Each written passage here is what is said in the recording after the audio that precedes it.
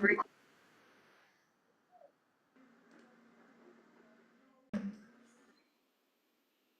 thanks. All right, we are here 11 o'clock on October 15th, 2024 for a regular meeting of the Lake County Board of County Commissioners.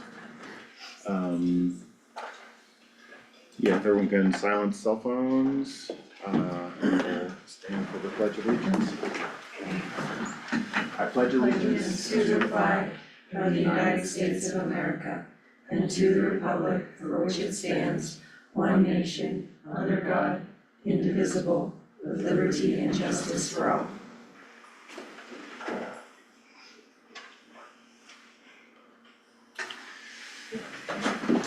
Thank you. We'll go over the agenda. Commissioners or staff, anything need to come off? Yeah, it's just on item 13, it does need to come off, we're just not ready for adoption, but we will have a discussion of it. Great, okay. FTA policies. Yep. Okay, that I'll look for a motion to approve the agenda as posted with that small clarification. So moved. Second. Great. Call for vote? Aye. Aye, so agenda is approved, again, as posted, with just that small clarification on agenda item 13. Community information items, none from me. I don't have anything today. Okay, great. Public comment for items not on the agenda. Don't see anyone in the room raising their hand. Anyone online on the Zoom call wish to make public comment for an item not on the agenda? Don't see anything. Then we can head into agenda item number 1, a public hearing to consider the renewal for license number 04-01893 for a fermented beverage on off premises for Leadville Pump House Inc., doing business as Pump House Shell. Liz, Good for morning. this one. So, Leadville Pump House is up for renewal of their license. They are doing an on-off premises license and they have selected the 2-year renewal on the state's application form. They've done all of the steps that we need them to do, including posting their public notice on October 5th. However, I'm not sure what to charge them with a 2-year renewal. It seems very simple that I charge them times 2.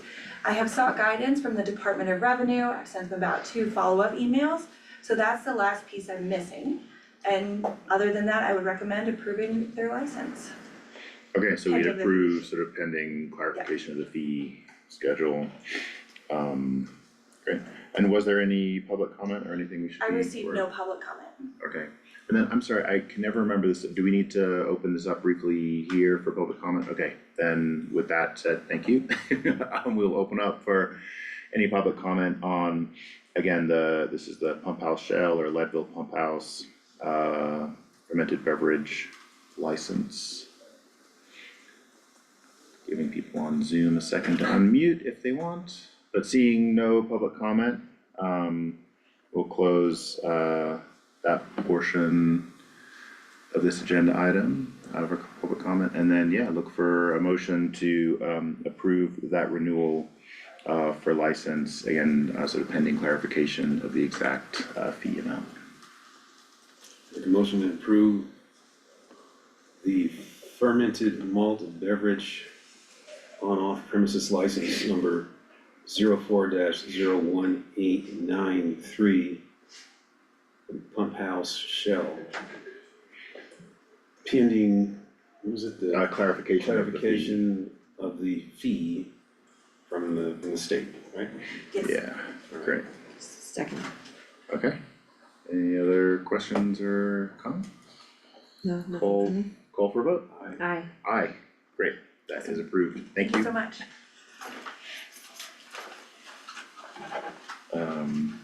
Agenda item number 2, presentation and discussion of the 2024 Interlochen Fire Action Report and Improvement Plan. Claire Hathaway.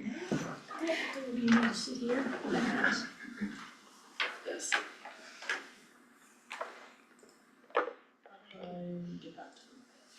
It should be at the bottom already open, Claire. Oh, sorry. Yeah, do you stop sharing the screen? Or you-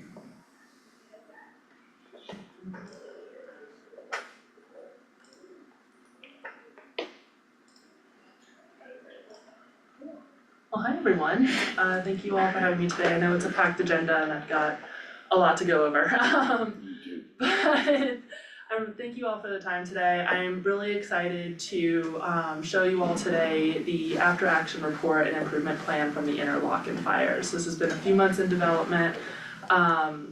So I think we're all pretty familiar with the Interlochen fire at this point, but just to kind of talk about it and set the stage, you know, we had this fire back in June, it lasted approximately 2 weeks before reaching 100% containment and was based mainly in the Interlochen historic area down near Twin Lakes, near the hotel. This was a Forest Service responsibility incident, a little bit of it did burn on private property. But for the most part, the Forest Service came in, took command, and provided the support for this. However, at the initial stages of the incident and throughout that 2-week period, the Forest Service was supported by Leadville Lake County agencies and departments for both initial attack and then kind of consequence management throughout those 2 weeks. So we learned a lot during this time, and to better ourselves to serve our community for future incidents, we hosted the after action review on August 1st that was attended by agencies and departments that participated in the response for this fire. To kind of talk about what went well and what can we improve on and how can we better set ourselves up for success moving forward. So that's what I'm here to show you all today, kind of the results of those conversations. To go through that. So in your packets, you have a copy of the slide deck, the memo, the full after action report. I've kind of done a summarized version through this PowerPoint, and then the improvement plan as well. And definitely looking for any type of feedback to make this more inclusive. So the after action report is laid out into these topics, the executive summary and the incident overview, which kind of talks about what I just talked about. What the incident was, when it occurred, who responded. There's a detailed log of key activities, kind of a time stamped when command was transferred, when different agencies went en route. An analysis of our response, which is kind of the main focus of this conversation today. A conclusion, the improvement plan, and an acronym list, because there's never a shortage of acronyms in an emergency. The focus of this presentation right now is our strengths, our areas of improvement, and the improvement plan itself. So the strengths of this incident, overall, this was a really successful incident. This fire was pretty low consequence. As always, wildfires are complex. They're scary, to put it bluntly. But overall, this was a successful incident. And these were the strengths that came out of our after action review. The first is that all responding agencies and departments were willing to assist wherever they needed. We had a very go-getter attitude from everyone, which is exactly what you want in this situation. And not only that, staff were in the right roles and prepared to train and assist. This was shown with the setup of the 6th Street Gym by our Human Services Department, our Parks, Rec, and Open Space Department, and Public Works as an evacuation center.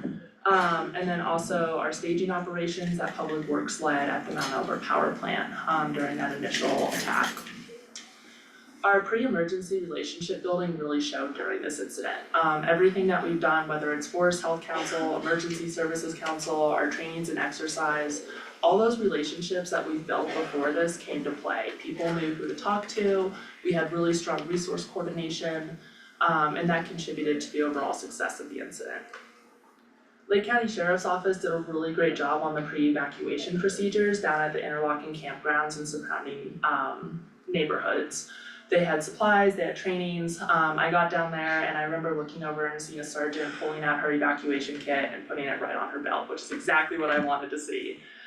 So all the training that we had done, I presented to them in May on the new evacuation kits and procedures. Seeing that go into effect just a month later was really great.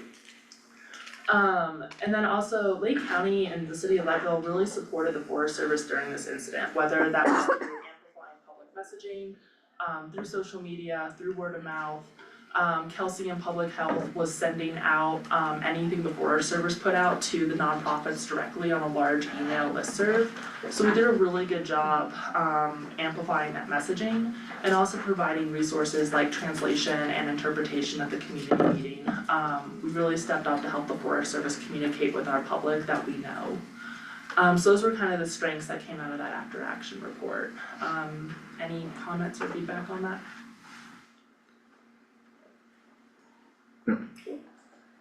So just because we did well in these areas doesn't mean that we can't continue to improve in them, right? You don't just get really strong and then stop all progress. So a few things just on the flip side of that, and we'll dig into these a little bit more during the areas of improvement, was the importance of single point resource ordering. With everybody wanting to help and everybody wanting to assist, we had a few different food orders coming in and out, which led to a little bit of duplication, strain on vendors, and then increased costs for the incidents. It all worked out, and I'd rather have more food than less food, but just making sure that we're doing kind of that single point resource ordering, either through OEM or through dispatch, depending on the stage of the incident. We'll talk about continuity a little bit, especially kind of around what happens when there's emergency or disruption, when do staff make that reassignment. Resource ordering, the importance of documentation of resource request, along with an understanding of Forest Service policies around kind of that mutual aid period. And then also in-county federal deployment. We have really strong Colorado resource rate forms agreements with the FPC and the Forest Service to get our resources reimbursed. However, we weren't really prepared to deploy to a federal incident within our own county, and we'll talk a little bit about that more. So, with that being said, our areas of improvement can really be put into these few buckets. Public information and warning, disaster financial management, resource mobilization and management, EOC activation and mobilization, operational coordination, and continuity. Is kind of the summary of everything, and I'll kind of break these down a little bit more with the observations and the recommendations. Yes, sir? Yeah, hey, on the food situation, have you given any thought to identifying like certain vendors? I mean, this was a relatively small fire as forest fires go, but if we had something closer to town where we had like, you know, structures threatened and mass evacuation, all that kind of stuff, it might be a good idea to talk to the local food vendors and just see who could do anything and to what extent they could. Like on that scale.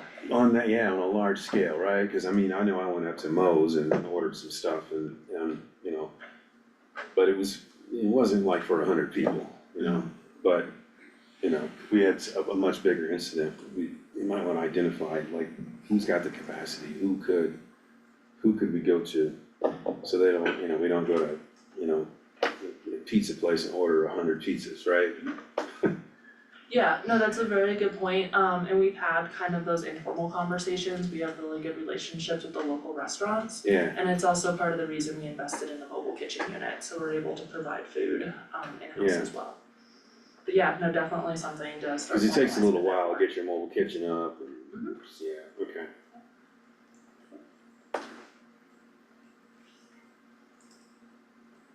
So the first bucket is that public information and warning. And the main observations that came out of this was there was no formal joint information center established, and there was no use of our electronic emergency alerting systems for pre-evacuations. And out of the recommendations for this, we really decided to focus on establishing a working group of our local PIOs from all agencies, departments across the county, to come together and create an updated Joint Information Center standard operating procedure. There was confusion amongst our PIOs around who should take the lead on messaging, who was publishing what, and there was kind of separate messaging going out, but it wasn't always as coordinated and amplified. This should also have clear considerations for language access, making sure we're involving our interpreter network, and how we get information to our Spanish community that maybe isn't following the Lake County Sheriff's Office. But as I said, Kelsey was pushing that out to the nonprofits directly. So that was really great work and we came together, but let's formalize that a little bit more and take away some of the confusion. For the second one, we need to look at an update of our alert and warning annex. Some confusion was around roles and responsibilities of emergency alerting, who should be issuing those, who can request them to be issued, and what are triggers, and then also making sure that we're updating our pre-scripted messaging, to kind of make that plug and play for our dispatchers. So if we need an evacuation alert, it's already built into the system, it's just inputting the location, and then making sure we have that pre-translated as well. Any questions there?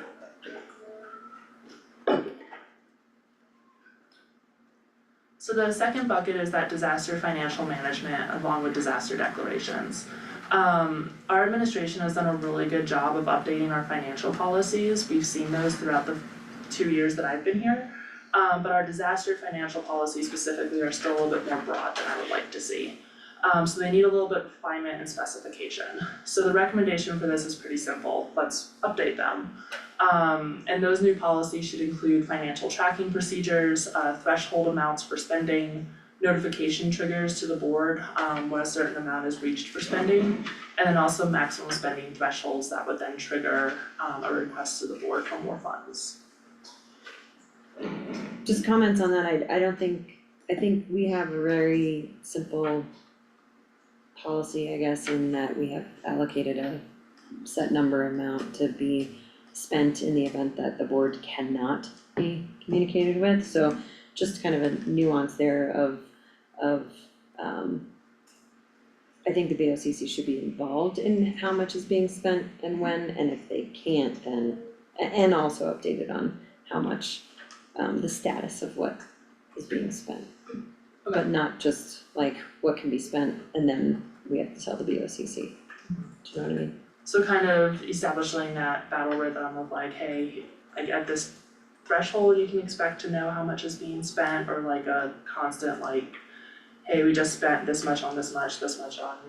Well, I think that from my experience, it's the constant communication between finance and incident command and the BOCC on, we're gonna order this, here's the solution we need to solve. You know, if it's not a routine, if it's not something routine, or maybe more routine, I don't know if that's the right word to use on the fire, like with the experts responding to a fire, but like in some other instances, there could be like collective solution thinking for solutions. But no, I think the BOCC should be involved in what's getting spent and from the beginning to anticipate like what that overall obligation might look like and how to keep that tracking going. Yeah, and I think just, I don't know what the right, well, a couple things, I don't know like sort of how data comes to you and other people in that, finance and incident command or so I don't wanna create extra steps with like what Sarah's saying, but I do think if I understood what you said, that sort of like rhythm is like, are we gonna blow through this, maximum spending threshold in like 2 hours or, 36 hours, like just how is this going? And then, I don't know what the right level of detail is to be informing the BOCC, but yeah, I think something about that rhythm or spend rate, so we kind of have a sense of how fast this is escalating from the financial perspective. I mean, we've been in instances where staff has in years past, like ordered a Blackhawk or something, and we're like, whoa, wait, I don't know if that was necessary, so it's just that, I think that communication from the beginning of what is happening and yeah, exactly, we'll get through this amount really quickly or maybe, I don't know, but. No, exactly. No, I completely agree with you, and that'll be a really big part of this discussion, and I'm really excited to get a finance director on board. So kind of talking, even to just the Blackhawk comment, that resource mobilization and management, we had some miscommunications and tracking gaps around the ordering of mutual aid during the initial attack. There was a miscommunication between Pueblo Interagency Dispatch, our local dispatch, and fire, and getting our local mutual aid resources from Eagle, Summit, and Chaffee ordered. So that was one observation we made. It was a pretty, if you look at the timestamp incident, timestamp log, it was a pretty hefty delay, so something we wanna make sure we're rectifying for the future. There was also no formal resource order outside the mutual aid period for the ambulance from St. Vincent's or for search and rescue from the Forest Service. We didn't get that till a few days into the incident. And it caused some issues with kind of getting our reimbursement done and getting EMS and search and rescue built into the incident action plan through the Forest Service. There's a little bit of loss of accountability. And I'll talk about that a little bit more as well later. But that delay in that formal resource order, we did the right thing. We provided resources and we helped the Forest Service. But trying to get that a little bit sooner through them, kind of going back to what I mentioned earlier of not being ready to deploy to a federal incident in our own county was a pretty big observation during this incident. We did deploy the mobile kitchen unit for first responder feeding, but there was some concerns on over getting it licensed as a kind of food vendor truck. But then also how do we deploy that while complying with public health regulations? So the recommendations around this is updating that resource mobilization plan to make sure we don't get a Black Hawk order when we don't need a Black Hawk. It was last done in 2014, so it needs a lot of updates in regards to new best practices, new resource mobilization methods at the state level, and then also like when do we transfer resource ordering from dispatch to the EOC and what does that formal process look like to help fix some of those single point resource ordering issues.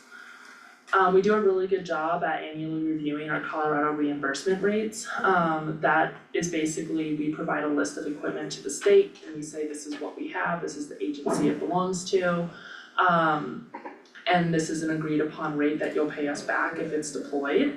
We do that every year, and that's actually what saved us, is that we had search and rescue equipment on our SERFs that not a lot of counties do. So our boats were already a deployable resource. However, our ambulance wasn't, and that caused some confusion. And then also a relicensure plan for the MKU and a standard operating procedure around its deployment to make sure that public health and public works are on the same page.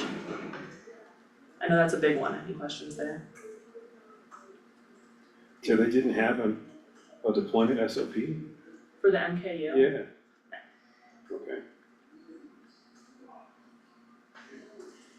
Is that just sort of like getting, I mean, I don't mean to diminish it, like getting the paperwork in order, or is there something, like, does the mobile kitchen unit have to get upgraded, or like, is something wrong with it, or was it just like not having the paperwork in order? It's not having the paperwork in order, and then also making sure that we have staff trained, in food handling procedures. Okay, And yeah. being licensed as like a kitchen Yeah. manager, for lack of a Yeah. better term. So Okay, Kelsey, Mabel, Mike and I all sat down to kind of work through what that looks like. Public Works has already drafted the paperwork.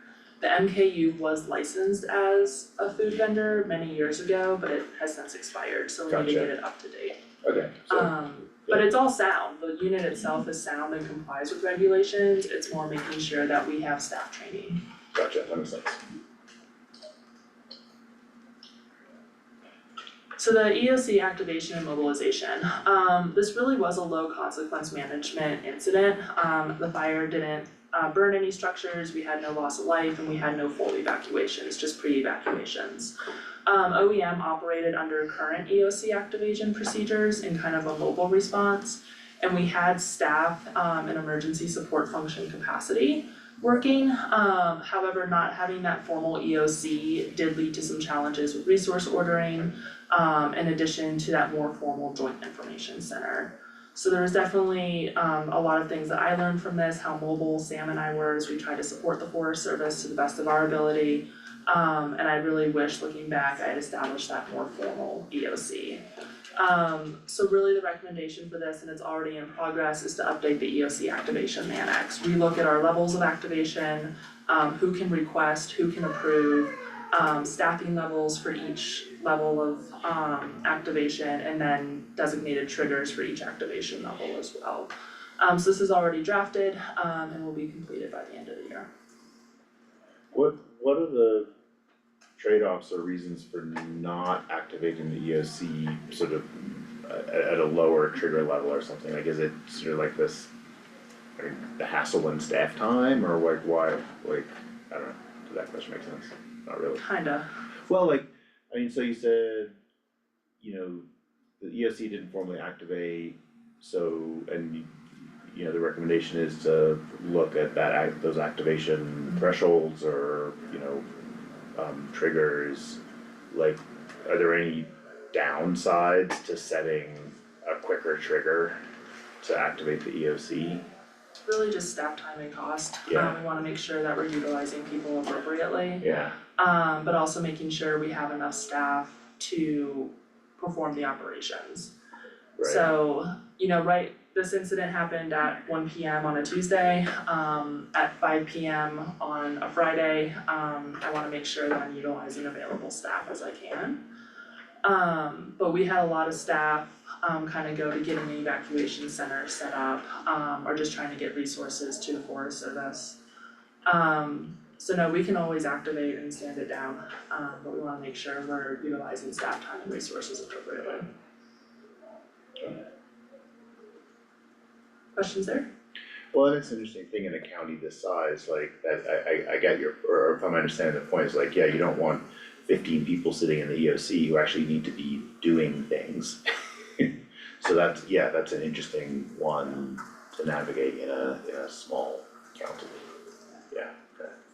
So it's something that weighs on my mind a lot, but I think in this instance, I wish I had pulled us together physically instead of phone conversations a little bit sooner for sure. But also like just that low consequence management nature of this incident was a little bit different. The Forest Service didn't want us ordering resources, they had that set up pretty quick. We never made the move to that full evacuation stage, Yeah. so definitely some things to consider there. Mm-hmm.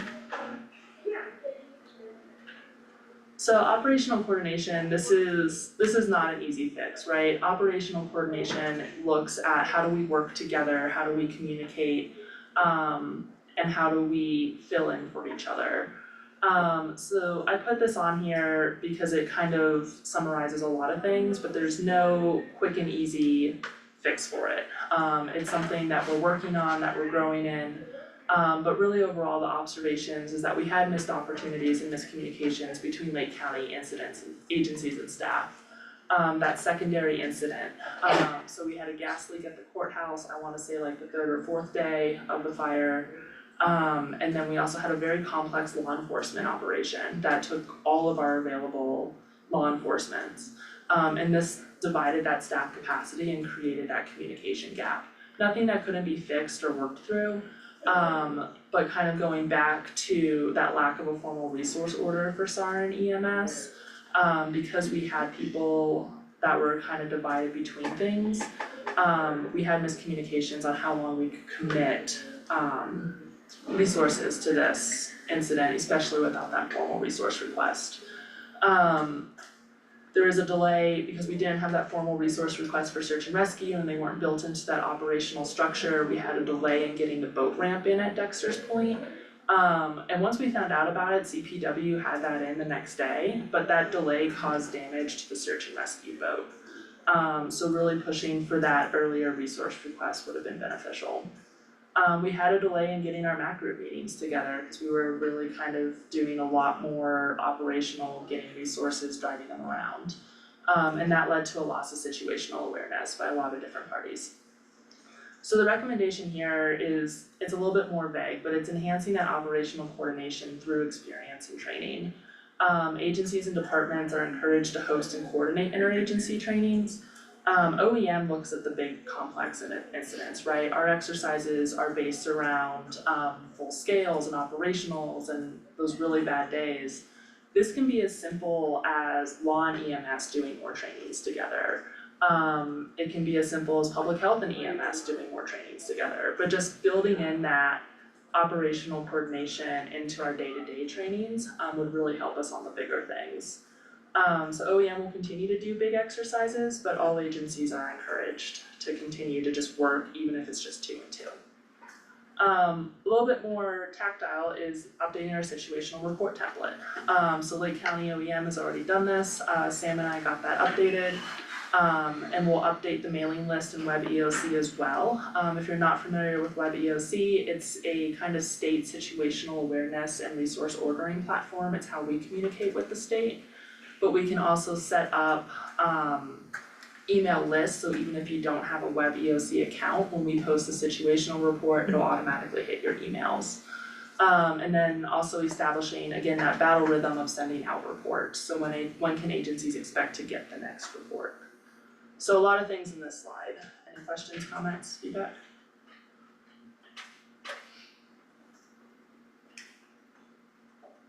I had something. I appreciate this very much and goodness, what was it?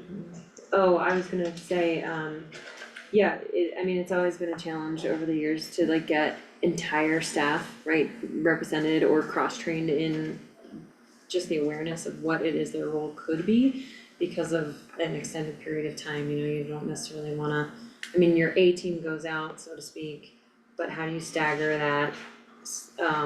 Because you have a 12, 24, 72-hour incident and you need people to rest and whatnot, so I think it's important for us to try to encourage that full participation for you, yeah.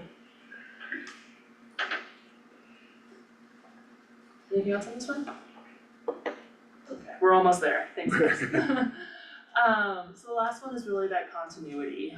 So as I mentioned at the beginning, there were a lot of agencies that said they weren't really sure on how to make the transition from routine operations to emergency operations. And as I talked about in the continuity training earlier this year, it really goes back to identifying those mission essential functions. When we have a disruption, whether it's a pipe breaking in the courthouse or a complex wildfire in Twin Lakes, what can go on the back burner and what needs to stay on the front burner. So this conversation came up in areas like public information, when do we issue messaging, and then also evacuation center management, and then requests for interpretation and translation. So recommendations around this, is really updating our COOPs, making sure we're really hammering on good mission essential functions along with triggers and thresholds for staff requirements. And then also a larger Lake County continuity of government plan, which is currently being drafted, but it's a big one. Questions there? So the last part, so basically everything I just went over, I put into this Excel sheet for your review. On the left-hand side are the FEMA 32 core capability buckets. These are components of an emergency management program. So for our purposes, we really broke them down into three: public information and warning, planning, and operational coordination. So you'll see the observation titles, exactly what I just went over in the slide deck. And then the more specific projects to kind of focus in on those objectives and get better. And then, so what I did before coming to you all is I sat down with all these different agencies and said, hey, this is what I noticed in the after action review. This seems like something your agency can help, get us better. Are you willing to agree to this project? Who is your point of contact? Who will take the lead on this project? And what is a good time for you guys to start this work, and how long do you think it'll take? So all these agencies and point of contacts agreed to this work. And yeah, any questions on that? And I'm happy to dig into anything specific, but it's all pretty much what we kind of just went over. But I'm happy to answer any questions or provide clarification. I guess two things I'd note on the, I guess like line 7 and 8, I think, like the Joint Information Center, and something sort of, sorry, where'd it go? Like in that org chart notifications, I would like explicitly add in like the BOCC somewhere in that chart and just sort of get clear, like when, like how are the commissioners or elected officials sort of like kept in the loop, and both, kept in the loop but also used for communication, because I think one thing that I definitely felt, and I think part of it is because the EOC wasn't activated and like it didn't get to that level, but I was like, should I be doing something?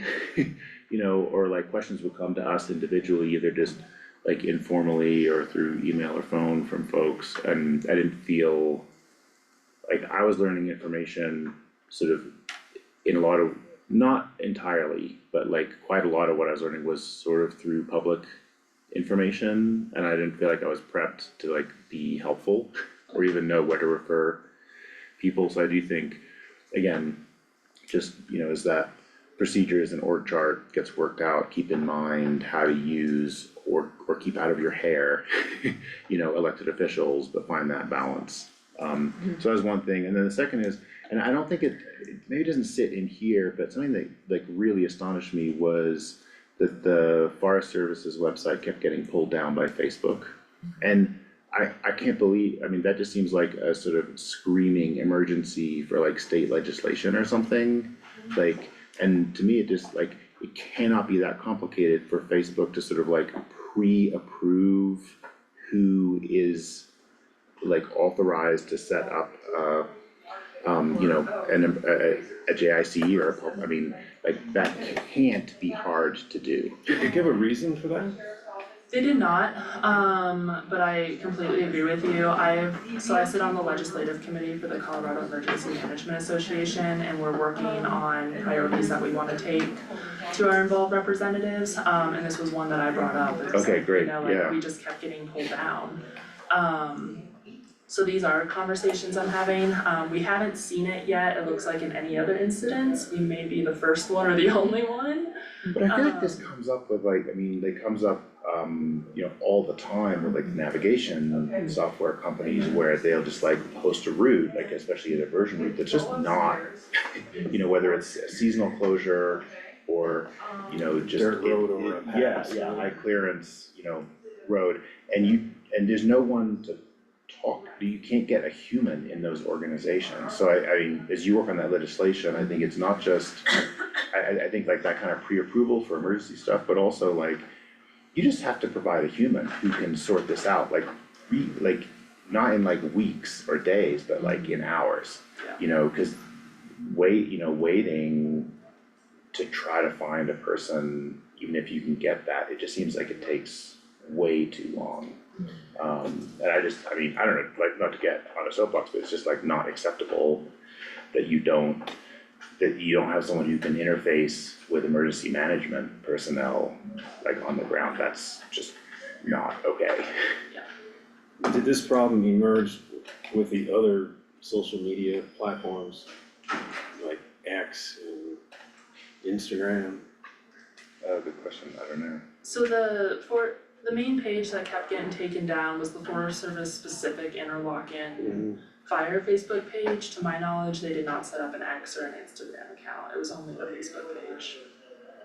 Yeah, that might be something to consider too, because a lot of people receive their information through those other platforms, and like Jeff said, you guys shouldn't have to be dealing with them taking it down. I mean, come on, this is public safety stuff. And it was like, it was again and again, like, it was just insane to me, Yeah, that just doesn't make any sense. Yeah. I mean, I can see how from their side and their whatever, like flagging algorithm, it's like, here's a new site that's sending out a whole bunch of emergency stuff, but it's like, it's the Forest Service for crying out loud. Like, Well, yeah. Yeah, I completely agree, and this is a conversation I wanna keep pushing. Yeah. My professional organization, they're very much intrigued by it. The other thing, a little unrelated, but what Liz, Sammy, and I worked on was creating a draft website page under the OEM website page on Lake County. So if we do have an incident in Lake County, we now kind of have a plug and play website to start pushing information for narratives that we can control. That's like not live until, nice, yeah. So I think we kind of pre-planned it for fire, but it just says like blank space, fire, and it has kind of links for things to go to, and then also just like kind of notes like insert a link for the Forest Service Facebook page here or whatever, so we can kind of make that a little bit more plug and play for us. But it's nice to not have that linked directly to Facebook for sure. Yeah. Nice. Just a small thing on that PIO, the working group, I think it was super helpful in year 1 or 2, like to do a PIO training as a commissioner with everybody. And just to even get like the 3 basics of like responding with empathy and then responding with confidence that we're doing everything we can and like some pledge of like where we're going, like what the goal is on it, and I think that will do everybody favors in having whoever is sitting here needing to respond to folks questioning like what's going on in an incident, Yeah. but I really wanna get that PIO basic training up here. We just sent Sammy and Liz to it in El Paso, which was great, but obviously not everyone can take time to get to El Paso. I've asked the state for it multiple times. Thankfully, because I just completed the advanced PIO course, I am now qualified to teach the basic PIO course after a few other trainings. So hopefully we'll be able to do that in-house here, in the next year or so. Any other questions on this? Yes, I do. Yes. For the coops, I just wanna reiterate to the commissioners, how important the coops are, especially for other elected offices. As the person who has assisted run multiple elected offices here, not having a coop and having someone have a health issue or resign from office or whatever, it's a lot of work for me and Chris. A lot of work for Claire to try and get other elected officials to pay attention to this when they say, that's not in statute. Okay, but it's very important to the operation, the continuity of our government, that these things are done. absolutely, It's just something for yeah, the board to consider. And future boards to consider that, and the coup process, I mean, Claire makes it as painless as possible, like. Yeah. Who are the key points of contacts, what happens if they're not available, like, you just, it's a bulleted list. So at least you have a guidebook to go with, right? It's Yeah. not hard by any means. right, yeah, and revisiting and just I mean, it's not, it doesn't have to be an in-depth training, it should, within the office, it could be. But at least everybody set eyes on like the plan and, yeah, I mean, that's been an ongoing challenge, but you're right, Tim, we've experienced it all across almost every elected office. I would say all of them. Yeah. So, fun fact, the week of interlocking, I actually had no meetings that week, so I was supposed to be reviewing departmental coup plans. Fun fact.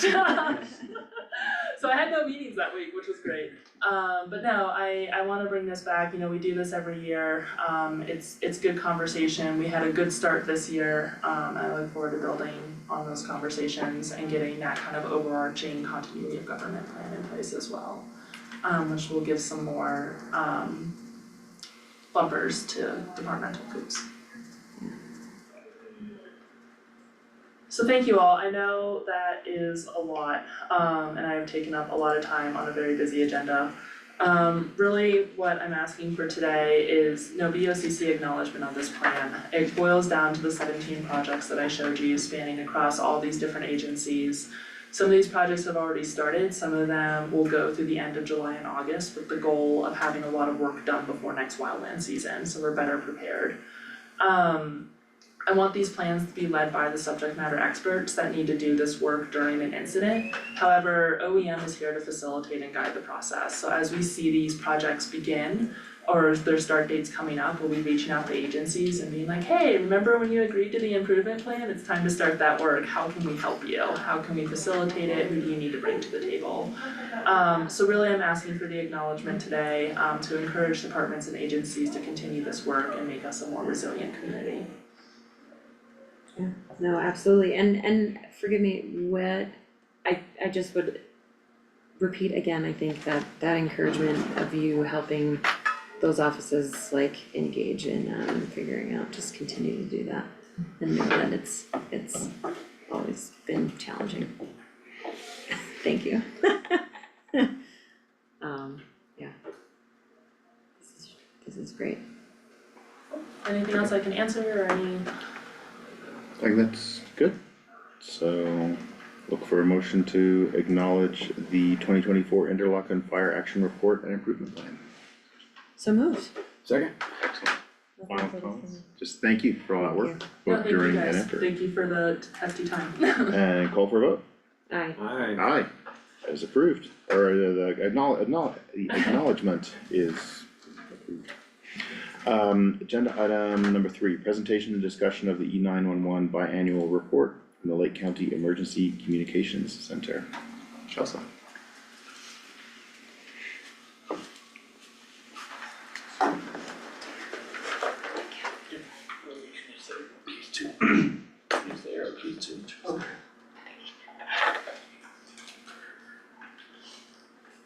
So this is the first ever biannual report for the E911 Authority Board, and Lake County Emergency Communication Center, presented by myself. This is from January to July, so it's just 6 months. So our mission is to be the link of communication between the community, the visitors, and the public safety agencies. Our vision is to exceed national standards and best practices by providing high-quality, up-to-date 911 services in the most fiscally reasonable method. Our values are caring, supporting, innovating, and serving. We are the primary public safety answering point for Lake County, and we are now our own operating under the Lake County 911 Authority, under the BOCC, which provides oversight from the Sheriff's Office, the Leadville Police Department, Leadville Lake County Fire Rescue, St. Vincent's EMS, and Lake County Emergency Management. We answer and direct approximately 1,474 911 calls in the 6-month period for a population of approximately 7,327 and over 376 square miles in Lake County. We answer and fully process 911 calls and non-emergency calls.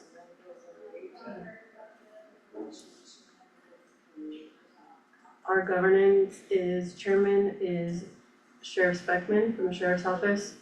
Vice Chair is Fire Chief Dan Daly. Our Secretary is Ambulance Director Jeremiah Grantham. Treasurer is OEM Director Claire Hathaway. And member at large is the interim acting police chief Dan Meyer at this time.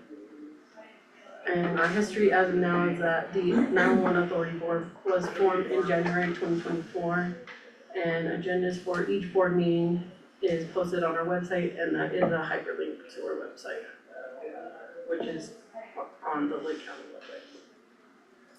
Right now, we have a position for E911 Executive Director.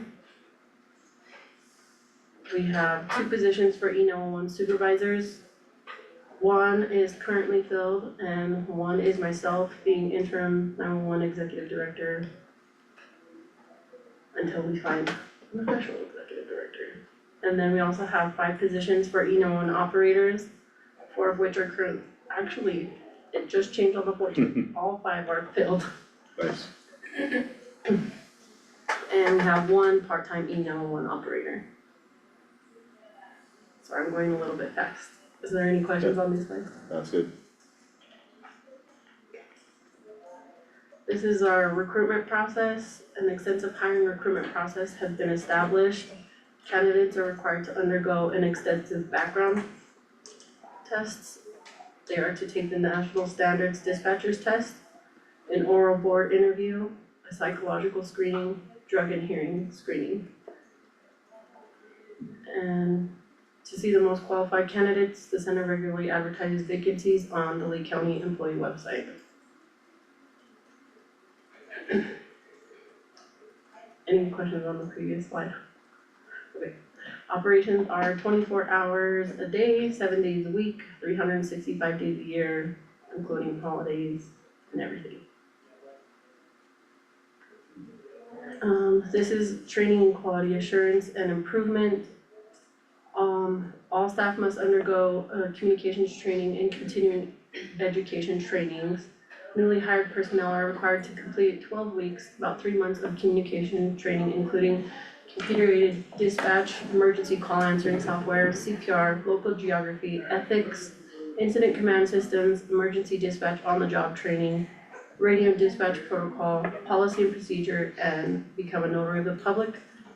Existing employees are required to participate in virtual academy program, which is a continuing education program. Quality assurance is an improvement are currently conducted manually by E1 supervisor Paula. The E1 supervisor monitors, reviews, and evaluates performance. Quality assurance checks are then reviewed with employees. Training and remediation are provided as needed. The focus of quality assurance and quality improvement is to evaluate E1 operator strengths as well as identifying areas for improvement. So that's just like listening to a recording of calls and just seeing how it went. Yeah, so it'll be listening to the phone calls, the radio recordings, and going over the CAD notes to make sure that everything matches and information is being given in a timely manner, efficiently, effectively, Yeah, gotcha, and yeah, good information. okay, cool. So some of the national standards that I spoke about earlier in our vision are these. The National Emergency Number Association has adopted ENA standard, which discusses how long a call should ring before it's answered by an E911 operator.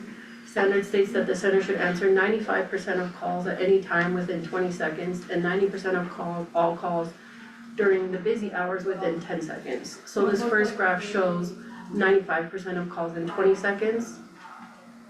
We're showing that on average, all calls, 99% of calls are answered within 20 seconds. So in January, we were at 100%, February, 100% of calls were answered, March, April, May, and then in June, when we had the fire, it went down to 96.1%. And then the second graph is showing the 90% of calls during busy hours within 10 seconds. In January, we were at 98.39, 96%, March 98, April 97, May 99, June, again, due to the fire, it went down to 93. Any questions on those?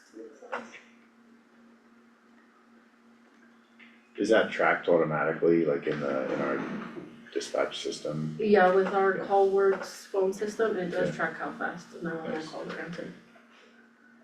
This is a graph that shows our busy hours. So the dark yellow is Sundays, light yellow is Monday, green is Tuesday, blue is Wednesday, red is Thursday, pink is Friday, orange is Saturday. So basically, we are the most busy between 7 AM and 7 PM, Monday through Wednesday. That's when we receive the most, both 911 and non-emergent calls. Any questions on that? The numbers are how many calls during that hour on that day. I know it's a lot of information, it was hard to make a graph to include all the information.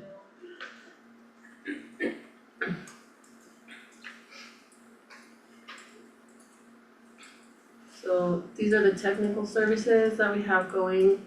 The tower project is ongoing and expected to be completed this year.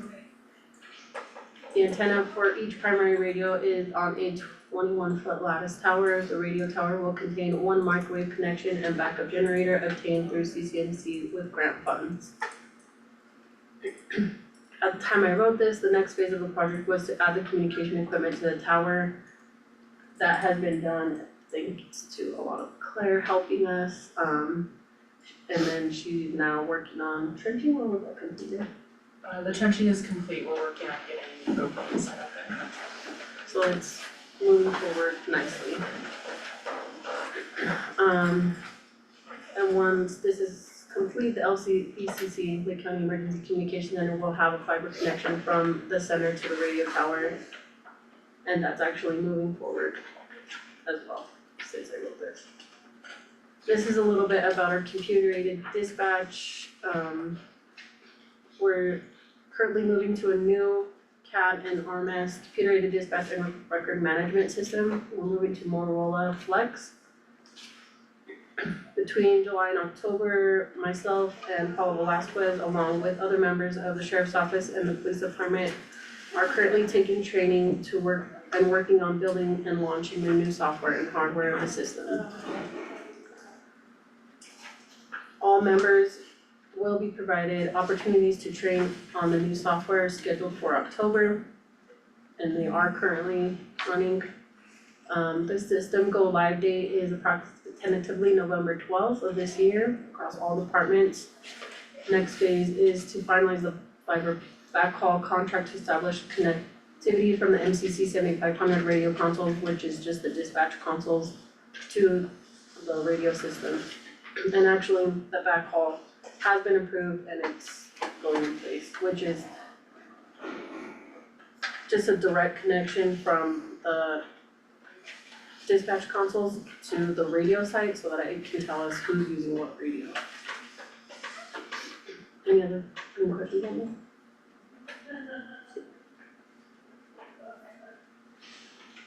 So these are IT services that have been provided to us from January to July.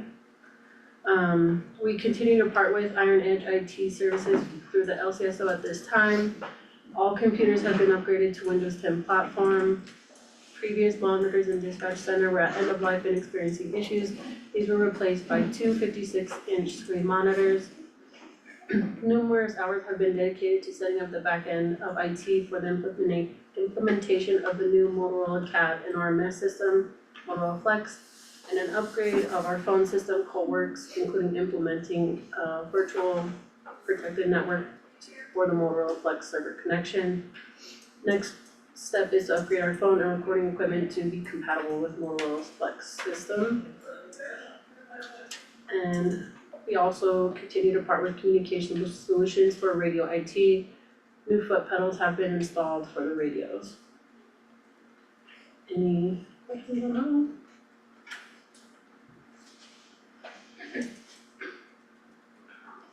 This is our life cycle forecasting for the second half of 2024, 25, and 28.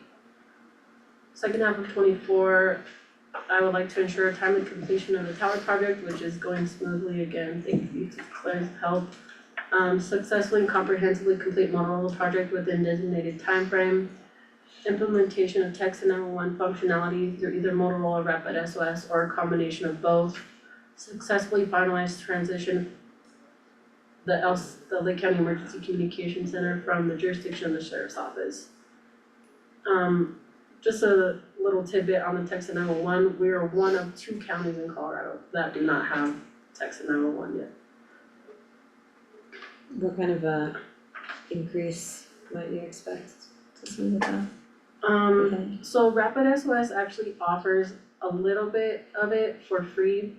The issue is that we don't get the original message from Rapid SOS because they're not actually a text 911 provider, but we can see that a number texted us, text them and then start talking. So I'm waiting to see Motorola mention that they had the capability to do it. So I just wanna make sure that everything was not misunderstood with Motorola before I say definitively that Motorola can do it, but my fingers are crossed that Motorola can do it. And what does that change does that change some training or call volume or text volume or It is would there probably different criteria increase. of like figuring out, 'cause there's a lot to be heard by someone's voice, right? Yeah, it would I Curious. think it would definitely increase text or call volume, but our dispatchers actually have already started taking training through Rapid SOS through what they offer.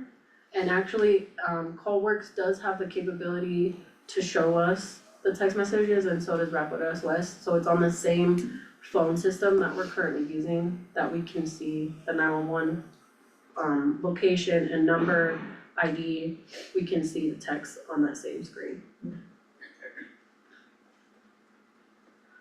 In 2025, our goal is to hire 2 more additional full-time employees to ensure that we have 2 E-Know-One operators available at all times, obtain emergency medical and fire dispatch training, and certify the training program through APCO. So that when every time we have a dispatcher go through our training program, they get certified through APCO. in 2028, we hope we need to upgrade the Motorola Flex consoles. We would hope to obtain accreditation for the Emergency Communication Center. And depending on what happens with the Justice Center, secure a new facility for the Emergency Communication Center. Any questions on this one? What steps need to be taken to get your accreditation? There's a lot of steps. It takes about 5 years to get that completed. Okay. And who's that, who's the accreditor? It would be either APCO or NINA, What do they National stand for? Emergency Number Association, Okay. or Association, I have it down in my notebook. Okay, Public, Association of Public Safety, I'm sorry, I don't know what it's called. I can email it to you guys. But you're one of those two programs that are state recognized programs. okay. When you guys came to us, cause the console, we got what, 5 or so years ago. And it came to end of life, and Motorola we thought would be a longer term, service, being able to get that service and support for that system. Do you anticipate the upgrade being a replace, I mean, from previous conversations, I would think the answer is no, but I'm just curious what y'all know, if you know what that looks like. And is it a significantly less upfront investment? Yes, it's about 150,000, and it's an upgrade, I don't believe it's a replacement, but I can double check it, email you guys again. It is, so the way that I understood it from Motorola is that right now, the ones that they're upgrading to were not approved by the state yet, and once they are approved by the state, they'll have to get rid of the ones that they're using now. So it's gonna go from MCC 7500 to MCC 7500E. We're kinda at the whim of like the state mandated technologies or whatnot.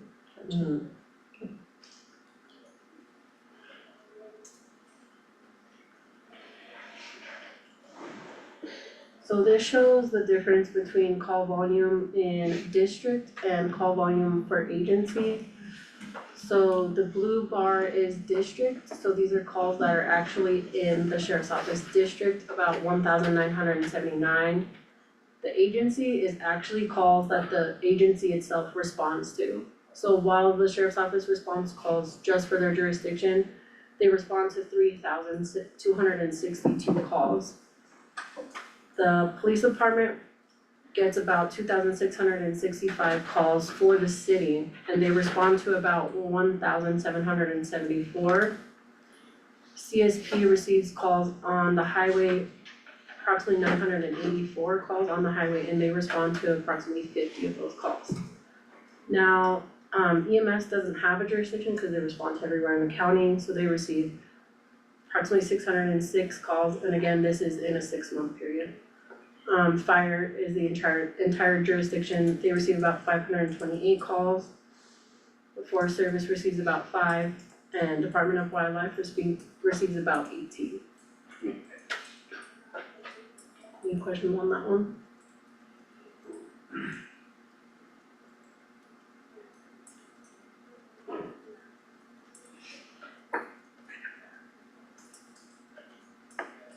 This is our financial overview for that 6 months. This is a breakout of our jail codes, how much was budgeted and how much we spent. And I try to think you guys are all aware of this with the budget. But I just included that for all the stakeholders.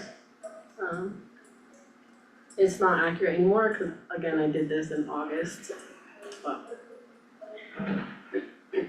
Any questions on that? If that was August, it looks like you're pretty much on track on the budget. Okay. And that's my entire presentation. In the packet, I also included the entire report, and this again is just a condensed version of that report. Thank you, Chelsea. Nice, yeah.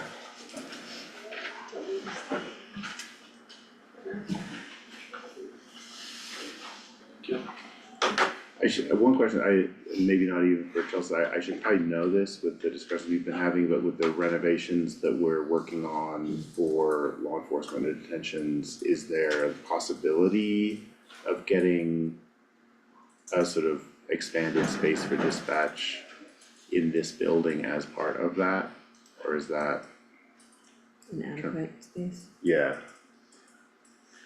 Do we,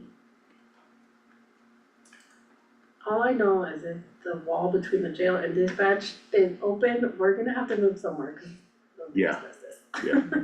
Whether that's Oh, somewhere right. else in this building or another one. We will Yeah. have to move. no, I know, I mean, that space is like super tight, Mm-hmm. so, yeah.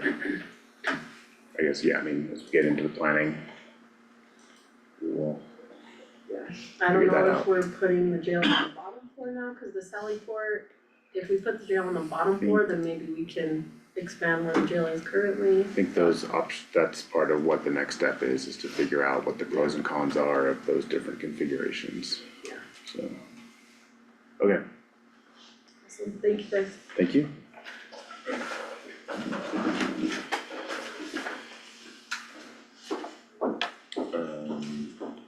Do we need to formally vote and acknowledge that, or is it enough just to know that we were on the agenda and?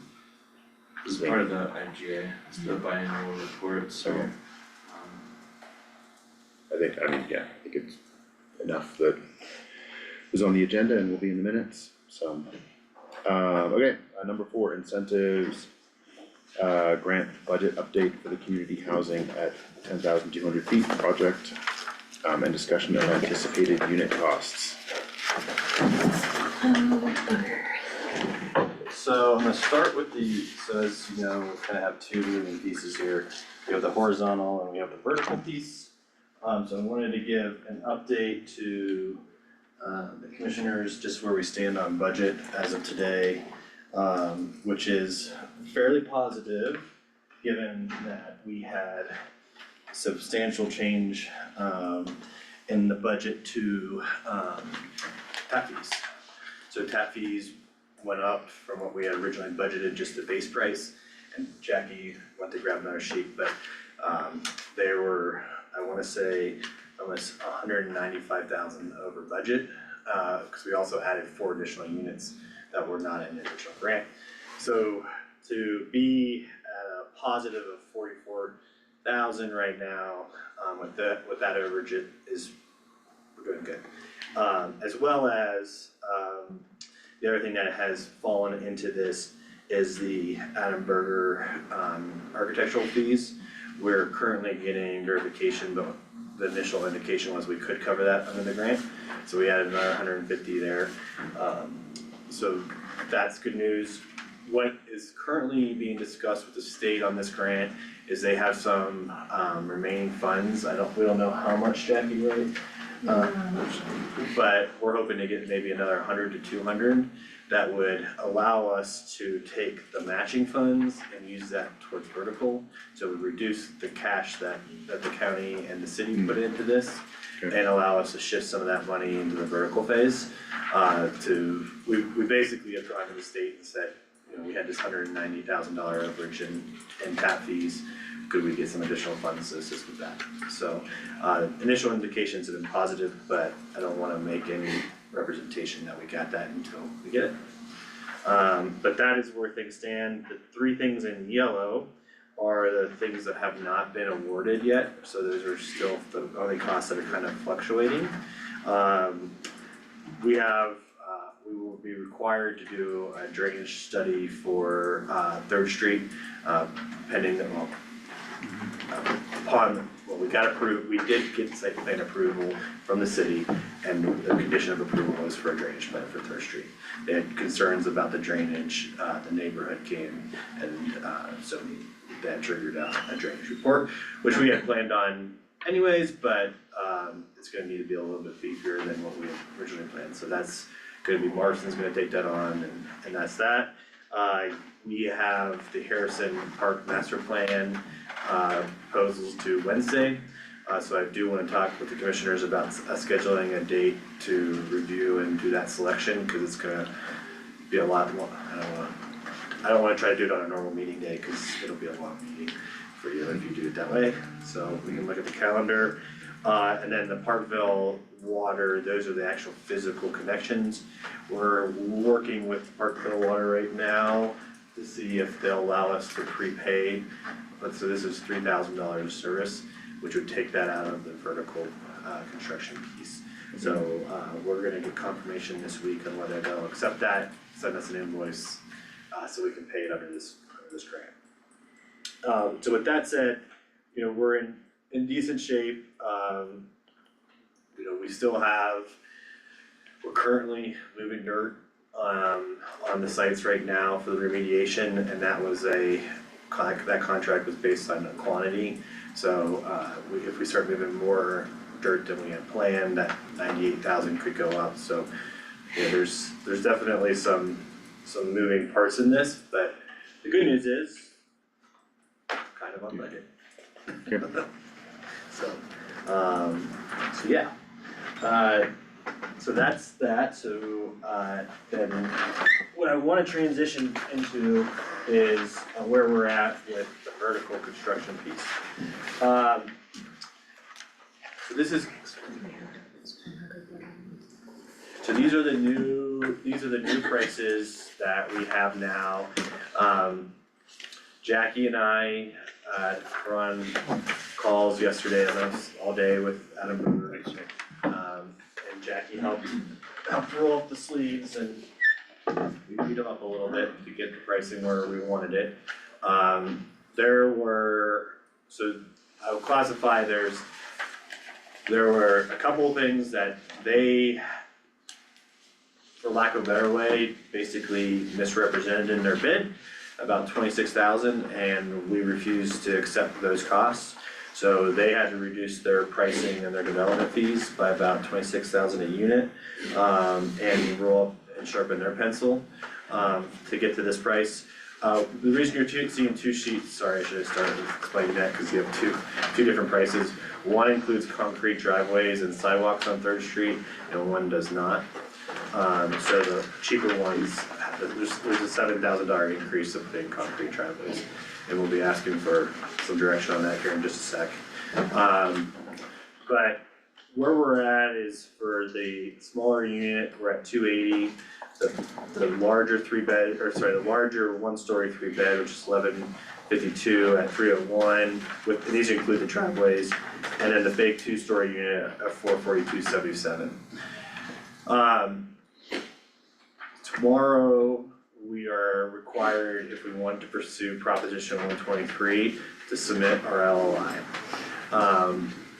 We're currently talking with the state about what that means, but it's basically, it comes out to almost about 50 grand a unit for any units under 100% AMI. So we were gonna put in for 10 units at 100% AMI, so that'd be an ask of the state of $700,000 for Prop 123.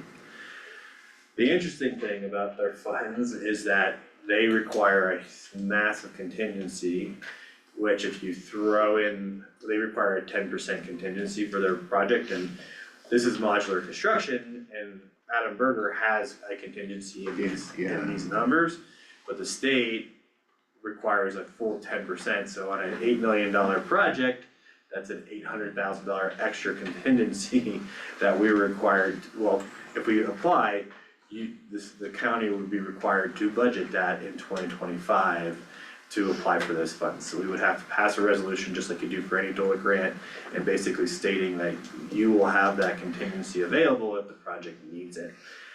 So can I, just Sure. to clarify, so, I mean, do we have to like transfer it to DOLA? It just Nope. has to be encumbered on our books Yeah, so somewhere? just like when you do any kind of DOLA pledge Okay. with a match, but you would, I mean, for budgeting purposes, you would want So to it would, budget the money, and we would not, my goal would be not to So- touch it. right, so it shouldn't be an expense, Didn't we put it in there when the budget was presented to you? yeah. We had it in there. Yeah, I mean, if we have to, if, I mean, encumbering has some consequences, but it's, I mean, I don't think, yeah, I mean, if we were gonna, we would have to spend that anyway. Like if contingencies arise that we have to pay for, they were gonna arise whether or not DOLA required that. So it's more the sort of inconvenience and encumbering some general fund I hate money. to say it like this, gonna put my own head in the news, but you paid me not to have contingencies. Yeah, to avoid yeah. that. So, Yeah, yeah, I mean, yes, in any construction project you will have it, but we've already in these numbers, you know, we have $100,000 contingency, these guys have $100,000 contingency Yeah. to begin with. yeah, And we have done so much up front. So yes, I hear ya. It's kind of funny though that you are asking for 700, but you have to budget 800, right? So Yeah. that's what's kind of like the Yeah. weird ask of what I'm asking you for today. What the good news is what I will say is, what I would suggest how we proceed is that we submit the LOI, which does not obligate us at this point. December 2nd is when the actual application is due. And we make a decision on whether it makes more sense for us to use the 800,000 potentially for direct subsidy, purchasing units. Because the other thing I will say is, and when I had a call before I came up this morning with the Division of Housing. Their spreadsheet has changed in a way that now we're under the 100% AMI on these price points for the first 2 units. And I was originally like, the original max sales price was like 230, and now it's 315 on their spreadsheet. And I don't understand, they switched versions on this, their magical spreadsheet, so anyhow, long story short, I have sent them both my versions and said, how did this change so drastically, and are we even eligible for gap financing now because our pricing is already under 100% AMI? So there's some questions that I'm trying to get clarification for, and they're looking at today. They're meeting at 1 to do a peer review of my application, so I'll have some definitive, but long story short, my suggestion is regardless, we've done all the work, we have everything submitted. Basically authorize us to submit the letter of intent.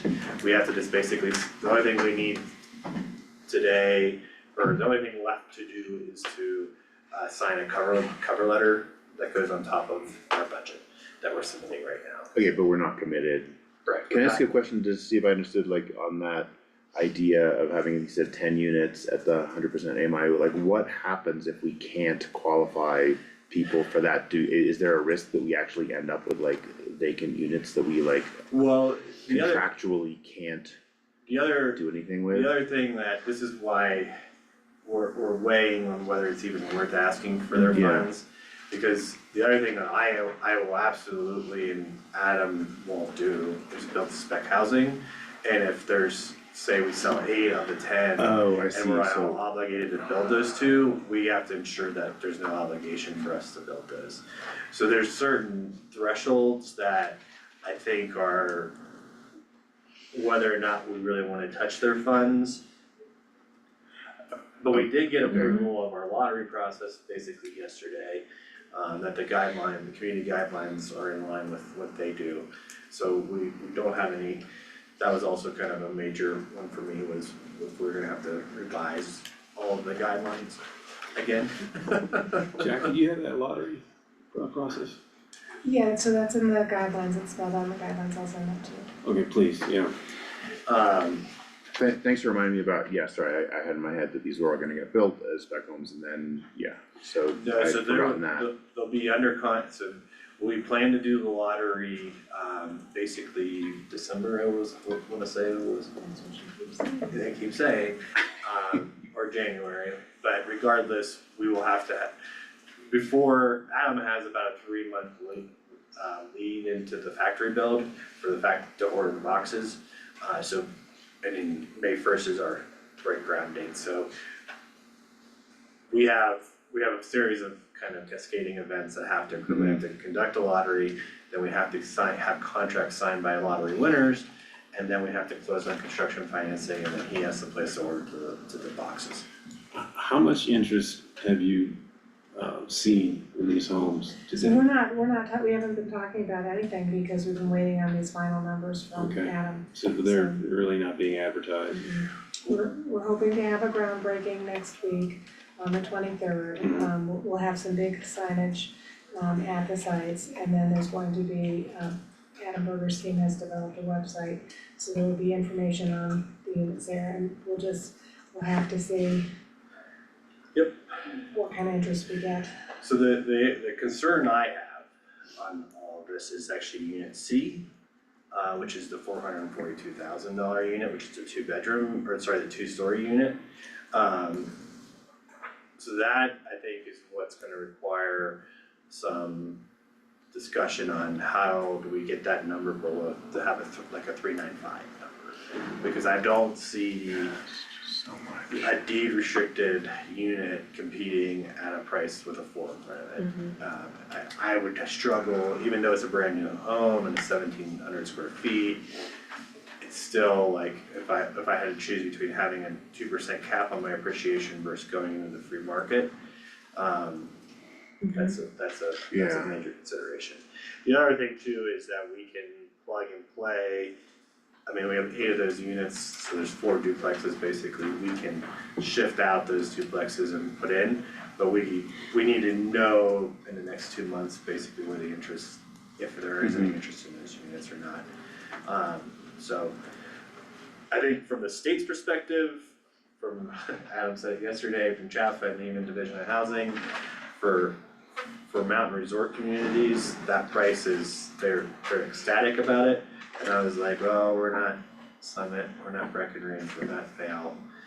I mean, I know they sell there, but I was like, I'm not very excited about a $400,000 unit. So I think there's some considerations of whether to just do a direct subsidy with the 800,000 and do some buy downs for folks that would be under a certain AMI. So say we have applicants under 100, we're able to buy down certain prices for them, and just do it ourselves versus going after the Prop 123 funds. So that's really in the next 2 to 3 weeks where we'll be getting back to you on everything, but I know Evan and the other officials at Evan's your housing specialist from DOH, he's very excited about us applying and trying to get those extra funds into the project, so I think we wanna hold that, and then we will start advertising. I have hired on Pete Scales behind me, he is now working for me and actually more importantly Jackie. He is gonna be the direct conduit with all buyers, so we have a 24/7 person that once we get buyers coming in, that will have, just because between what Jackie and I are doing, those types of communications get lost, so we have someone that is just fully dedicated to being a liaison to buyers going forward. Helping them get the lenders, getting the pre-qualifications, et cetera. And then we have been talking to multiple lenders and we're seeing interest rates really improve, which is really exciting. So, I was budgeting for a 6.5 and I think we're probably looking more at a 6.2. Okay. I don't know credit scores. Stop me if I'm getting into the weeds here, but like on that Prop the 123, potential application, if we write in that letter of interest or the actual application that we're targeting like 10 units, like if we get more interest from qualified buyers, are we locked into sort of reserving 10? Or can we could we cut into that and just not access the 123 funds? Does that question even make sense? It does, so one is the scenario of say we get 14 people instead of 10, so we would have to, by December 1st, we'd have to increase our amount, so that would be it's 70,000 each, so 280,000 more we'd be asking for the state. Oh, I gotcha. And right now, what I will say is it's always an issue to go back to the pond, right, and ask for more water. But what I will say is that they've created in their new spreadsheet, they now have a percentage of their funds. And to be competitive, you have to not be above 10% of their funds being total project costs. As of today, we're at 6% with the 700,000. So to increase, I'd have to see what that does to the total percentage, but I probably could do it real quick on little fancy spreadsheet, but I'd have to look at that. Okay, so we're not like locked in, I mean, seems like there's at least potentially flexibility to go either way off of a number that we put in an application. Yeah, what I will tell you is that we are, just from the conversation I had today, we will be very competitive in getting that money because we have checked the major milestone boxes, with the few remaining ones that we will get to, which is the building permit set and structural sets. Are the only really outstanding item, cause we've got an appraisal, we got the market study done, we've got the soil analysis, we got a phase 2 done, so we're way ahead of a lot of the folks that they're dealing with right now for the December cycle. And then so you're saying DOH unit A and B are at 100% AMI or less? They're at, according to their new spreadsheet, they're at 60% AMI. Holy, Yeah, which, I'll show you, this is the magical DOH spreadsheet, and you can see that these are their new max prices, and those prices are just like, I don't know how they've increased to, wow, and actually, let me pull up, I can show you the difference between this version of the spreadsheet, and so let's see, so let me show you here real quick, just so you can see, so this is the old spreadsheet number, so this is what they were maxing, this is the column. So it's specific to Lake County, and they were only doing 30% of the gross income at 6.5%. So this is what they were telling me my max prices could be. And so just Yeah. let you see it real quick, something like 215. 507, Yeah, so like, these first three are the ones that are really important, those are the subsidized ones. And now you can see, since they updated their new scoring criteria and sheet, this is now the new price points is like 381. Holy. So I don't understand, like, this is why they're troubleshooting my spreadsheet today, cause I was like, how did that change? And one thing is they're allowing for 35% of their income to go to housing instead of 30, but that's not 5%. I mean, okay, How so do if we go by theirs though, all of them would qualify, makes so we our had life a little easier, Whoa. but we don't have to follow that sale price as the targeted price that No, we wish to sell homes to. No, I mean, I'm targeting, you can see here, this is the line that I'm targeting, this is what I submitted to them. So I'm going for 230, 252, and 395 for 100% AMI buyers. And I argued today with them, and I think they hear me, and they're trying to figure out why this spreadsheet drastically increased like that. So I'll find out more information. okay. I'm literally in the dialogue with back and forth with them right now, but, my argument is I don't know very many people I don't know two teachers that can afford a $445,000. I was looking just mortgage amounts, just seem No, I staggering couldn't, to I me. mean, that'd be like a $2,800 a month, even if I put down a good down payment, Yeah, Wow, so. Michael, do we have a contingency plan for if we encounter difficulties selling these units? Yeah, the contingency plan is we're building what we sell. Is what? We're building what we sell, that's it. And so Okay. what we've done to protect the county's interest, tonight, I'm going in front of the city council to get the final plat approval. Yeah. So we will only transfer lots that are gonna be built on.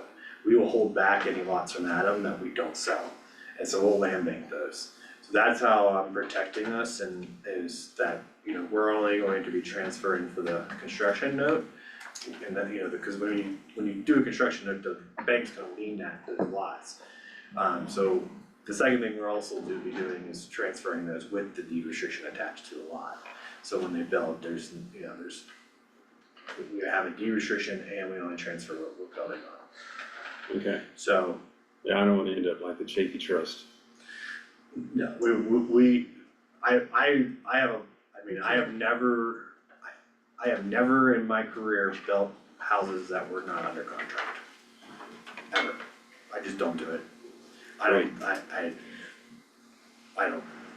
That's good to hear. And that's the approach a lot of our folks are taking in this community now, they're Cool. pre-selling, like Say that Westwoods again? is, other developers in our community doing that now, like Westwoods is all they only build what they sell. What they're, yeah. Yeah. Mm-hmm. Yeah, I don't have any tolerance for doing this, like, I have had in the southeastern plains, I had a couple communities build an extra house that the commissioners had from their funds, and they sold them and whatever, but those were, I had escrow from those counties. They were under contract, so the builder and the construction node had no liability, they weren't just sitting there not for sale, or for sale.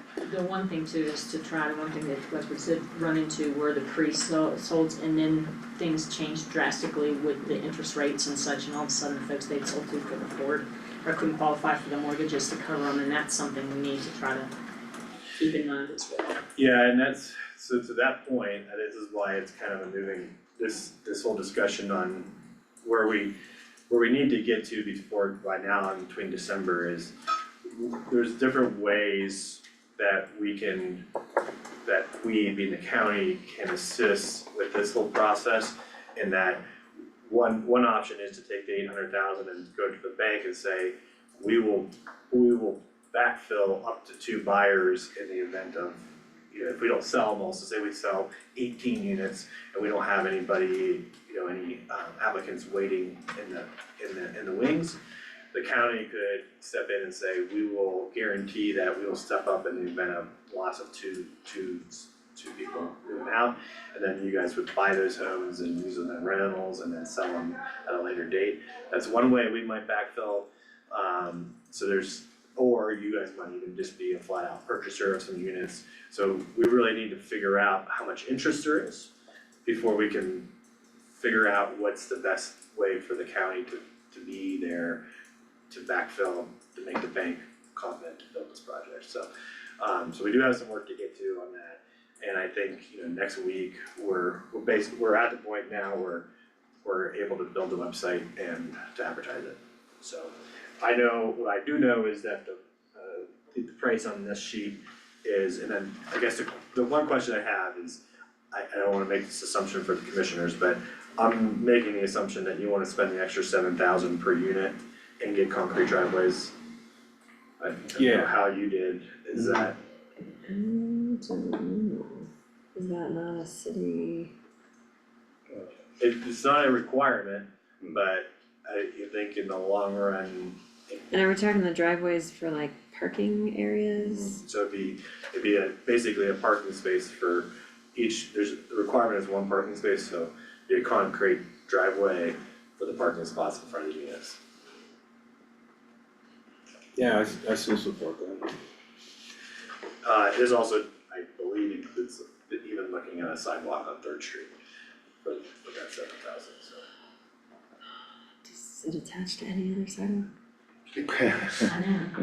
Then I don't know why we would do it. Well, the sidewalk's a separate bid item on there, if you look, it's 1,500 or 1,700 for the units versus the concrete driveways are 5,600 basically the unit. And concrete, not asphalt, and again, sorry, Sure. I think I'm picturing what was proposed, but I'm not sure if that exact, or if I'm remembering the correct designer's proposal. So Like, the parking spots in the front, okay, and they'd be concrete pads instead of gravel. I thought it was asphalt.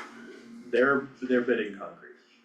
So an asphalt is asphalt's different, to be honest with you, I don't think they could do asphalt because they'll have concrete crews there, so they're gonna wanna use concrete. Trying to bring in the full asphalt machine and do just those small little sections is really painful. So most all builders do this concrete, cause mineralization of asphalt just isn't gonna, by the time you do it, you're gonna be able to just pay for concrete, it's much shorter. It makes sense for long roads, right? Like 20 by 8.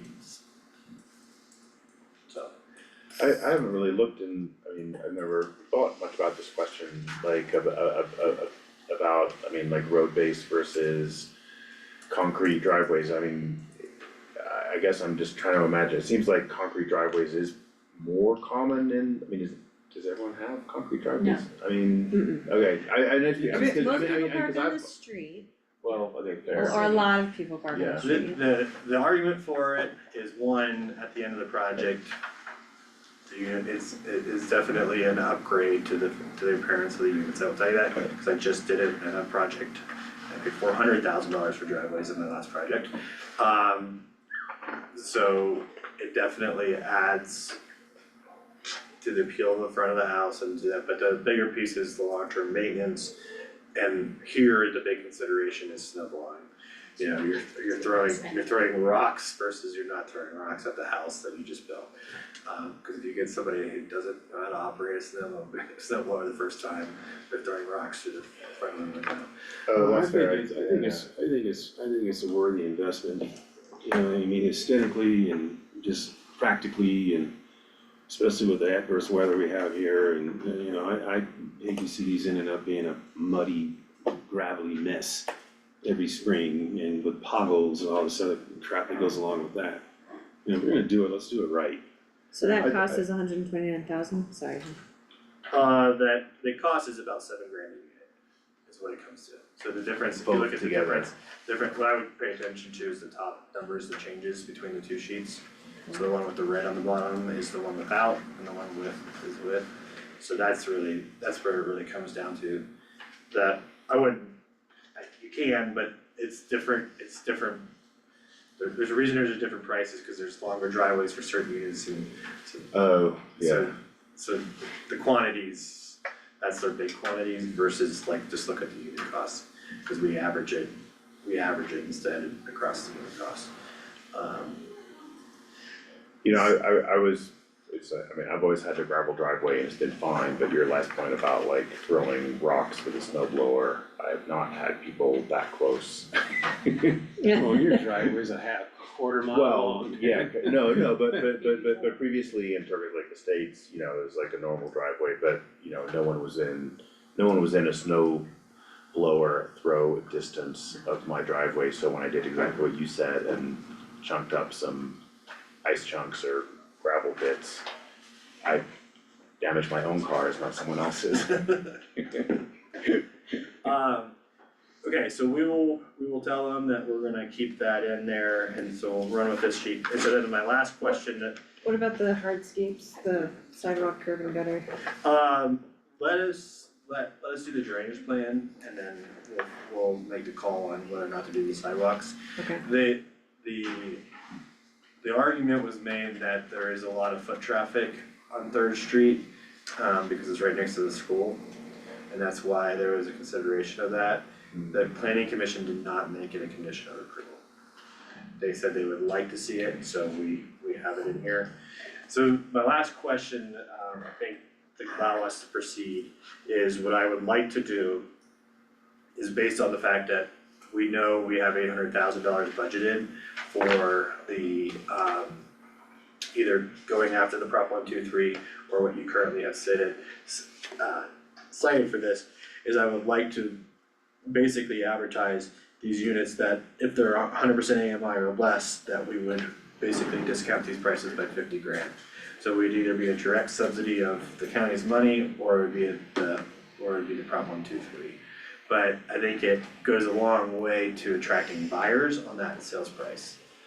Of being able to advertise that if you're under 100% AMI, that the price would be $230,601 versus $280.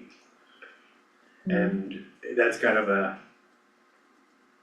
critical, just to, like, for us to with how we're gonna attract buyers, so it's totally, again, according to the state, we're at 60%, but I don't see it. I don't see how someone affords that with. So if you're a buyer and we don't know, just to remind everybody, we don't know if we're getting 60, 80, 100%, 140% AMI So we will, buyers. so it's We gonna can have be, the average. the lottery will be open for 140 or below. And then if they qualify at 100% AMI or less, what we would say is that the housing price point is gonna be deducted $50,000. either through Prop 123 or through a county subsidy. Does the hospital have first right of refusal on any of these units?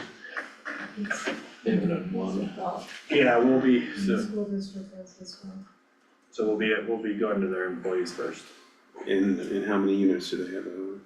We'll sell them as many as they need, I guess. Okay, That's my feeling on it. okay, I mean, they're, okay. and I think you could probably even do county employees get, right? Good. I mean, the way the tiers are down, we can certainly amend them to the project, so we can have that discussion. Yeah.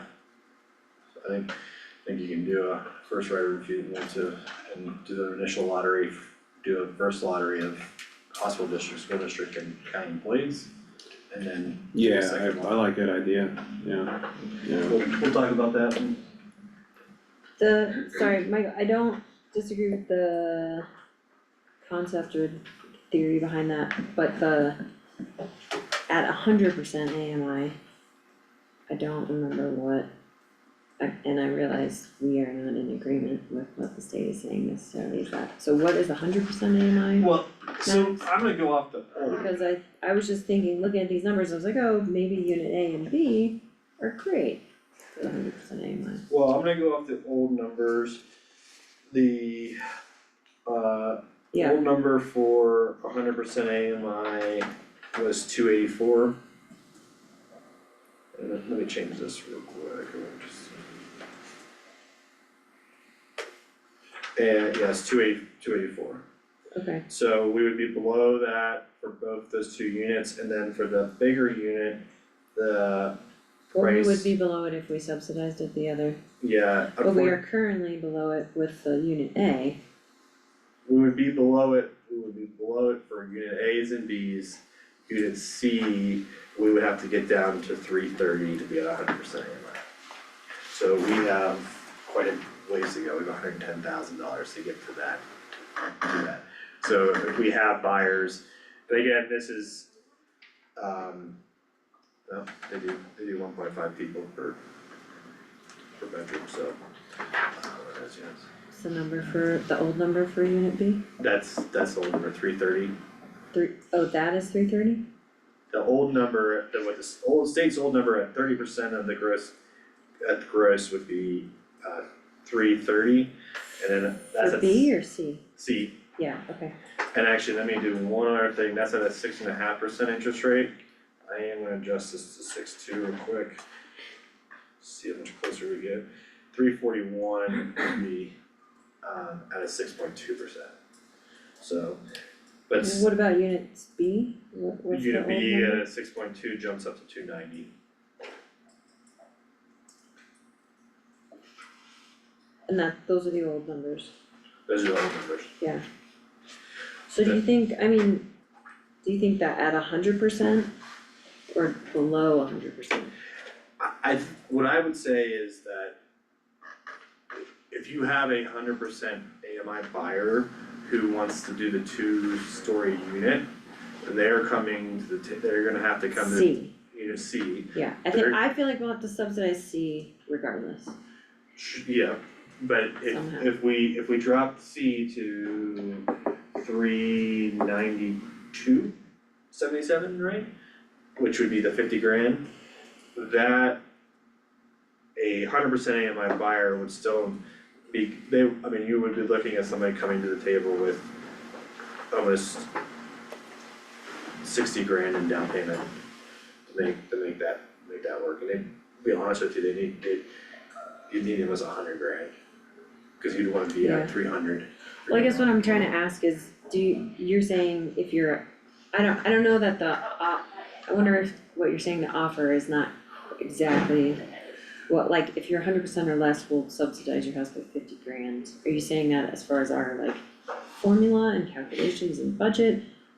Or are you saying, I figure it depends on which unit they want. It would be 50 grand off. If they're 100% AMI, if they are able to afford 395, and if they're a 100% AMI buyer and they have the ability to put down that big down payment, they would hypothetically be eligible for the 50 grand on the unit C. but they would have to be a very well qualified buyer, which, Right. I mean, I always use myself as an example. When I first went to buy a house, in Salida, I was under contract, I had a USDA loan with 102%. I looked through all the terms and I backed out of that. I saved like, holy heck, for 3 years, and I put down 75,000 on my home, my purchase. My 20% that was required, cause I wasn't gonna pay mortgage insurance and the amortization, blah, blah, blah. So, I mean, it's possible, and I was just, planning. I'm not, Big money. I don't know, I'm not asking the question right. Instead of saying it's like 50 grand, no matter what, or like our goal, I mean, do 280 and the 301 feel pretty good, or 280 feels pretty good, but we want 290? So So we're you're, gonna get to 10 grand, and then there's like a huge subsidy on the unit C, which I would like to try and make that a reasonable cost for anyone. so I understand what you're saying, so you're asking, do we, instead of just doing a flat 50, do we do like 30 on unit A, 40 on unit B, and Yeah. So more 60? proportional. Somewhere Yeah, proportionate, yes, Yeah, to like yeah. what, Yeah, I agree with that. because we don't really know, I mean, yeah. I Jackie, what's your thought on that? So I feel like if we're keeping that 100% AMI as part of the criteria, that we're still limiting our buyer pool. And so I kind of prefer just a subsidy to the units.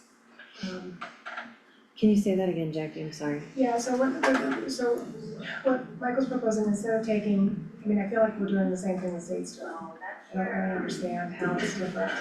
If they're 100% AMI, then they get $50,000. Well, that's what the state's doing.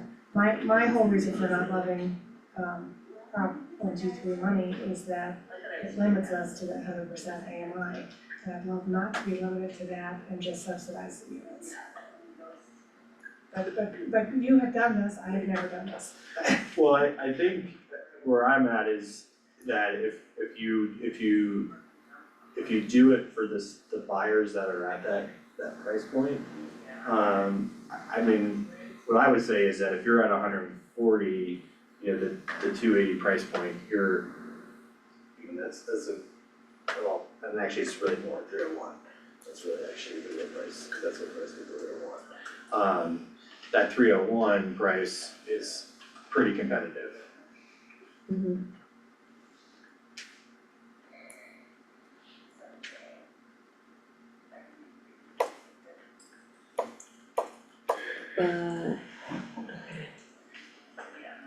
Again, I don't disagree with you, I want to make, I'm not sure that I can like just say yes, because I'm not sure that we're applying it. I don't know, Yes to taking the 1, 2, 3 money or not? well, the 1, 2, 3 money, I really think we need to do our calculations of like whether that's worth it in the end and pencil that out. And so I don't necessarily have a problem doing letter of interest and then figuring out what exactly we'll do. I also don't have a problem exploring and discussing whether or not we'll be a buyer or, I don't know. But the I understand what you're saying, so what I think the direction we would want today is if we took 10 units at 50,000, that's $500,000. And what I'm hearing from the commissioners is, sorry, I can answer that question later. Okay. What I'm hearing from the commissioners is if what you want us to look at is instead of just a flat 50 across each unit, is to actually go and say, if we subsidize unit A by 30 and we get that one down to 250, what I would wanna do is really look at what's that actual monthly payment, right? And really kind of get to a point where we feel comfortable with monthly payments on each of those. And so what we could do is, with your direction, is to take $500,000, to just basically take $500,000 in subsidy and apply it for 10 buyers at 100% AMI and come back with numbers, because maybe it does, to your point, maybe it makes more sense to put more of a subsidy to unit C, so we can get some buyers in those 2-story units, versus just a full blown drop on unit A and B. I think I like that approach, yeah, Okay, so we Better. can. Yeah, I do too. I think it should be a graded subsidy with the higher unit getting more. Yeah, that makes sense to me. I mean, again, it's sort of shooting a little bit in the dark, but it just feels like otherwise that highest one's gonna stay too high. yeah, okay, thanks, Michael. Yeah, if you get it under, if we can get it down under 4, Yeah. I think Yeah. that would definitely make it more attractive. Yeah, and I like that idea in like just looking at maybe like 60 to 70 on the, yeah. So, okay, we'll go with that direction cause it allows us to advertise the pricing now. So we'll look at that and we'll average that out, but I agree with trying to get, it'd be nice to see that unit C for 100% AMI buyers at about 380. Cause was that the Shaky Housing Trust? Where were they at? They were at like 382, weren't they? 360, it's 360, 360, something like that. Yeah. What's the timeline for going live with the advertising? Just We would like to be, I would like to see the website up and running by the 23rd. of October? So that's the date of the groundbreaking ceremony, it'd be nice if we could point people Yeah, to that okay, website, find more information. yeah. Okay. And there's, I think, from my experience in doing this, there is, I think, as we're qualifying buyers at the beginning of this, there is some flexibility to say, to buyers, say that final pricing is still being determined, but this It is. will not be more than this. It will not be more than this, right? And so, they can, so we can advertise this is what this price will be for if you're under this, these AMIs, so. But the biggest thing is just getting folks Yeah. actually interested. Yeah, and I don't wanna say, I don't miss your point about like attracting that 100% AMI, so we actually meet the goals if we do get Prop 123 and we're averaging, we're sure to average the whole project under the restrictions that we're already under with DOLA funding, so I don't wanna, I appreciate that as well. And if we. Yep. Yeah, I So- mean, you guys just keep us posted on. if you Yeah, have to I think change we'll that. send you, I think what we can do is we can send you a final, pricing sheet. We can basically do this at, give them this sheet and we'll have our set of prices for the 10 units at 100% anyway. We'll get that over to you on speed. Let us really dive into a mortgage calculator and look at what that down payment assistance, cause the other thing that's jumping out at me in my head right now is that there's 25,000 for a down payment assistance for those 100% AMI buyers. Yeah, So I wanna also factor in that in the mortgage calculator to really, so let's give you some, at these price points, these are what the monthly payments would be at someone for 100% with down payment assistance at a 6.2 or, and I also wanna talk to the lenders of where they think they would be lending at for those buyers, so. But okay, we'll go with the direction of a $500,000 subsidy, which is well within the strike zone if we go after Prop 123, which would actually be even more. So we could even reduce the price even further, but we won't be raising the price on buyers. Okay, so I think that is for the first two agenda items, right? For the contingency for Prop 123, can it be land or it needs to be cash? It needs to be cash, we already have the land as match. Right, what about other? Other. I don't know, I don't, but like, sorry. Alright, thank you. Yeah, I don't know I don't wanna misspeak on the tallest height. We are within the city's height, which I think is 45 feet. But I wanna say that it was 28 to 32 feet for those 2 stories, just depending on where you measure grade. And they're 2-story buildings, right? They're 2-story, but they have that, but they back up to that hill, they Yeah. back up to Third Street. Well, and that's again, to that question, it's pretty hard to answer that, because I'd be looking at it on the plan. The city's max height is 45 feet, we're well below the 45 feet off of Third Street off of Third especially. Street especially, but they are built into the hillside. And so from top of foundation wall, which from Third Street will be 8 feet out of the ground. But from top of foundation wall to the top of the structure, I wanna say is 28 feet. Yeah, okay.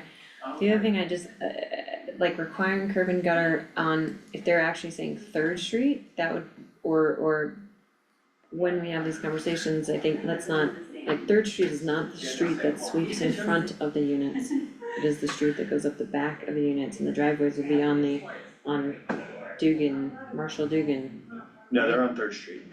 The driveways are on Third Street? The school district did not want us to put driveways on the north side. So we go behind on Sixth Street.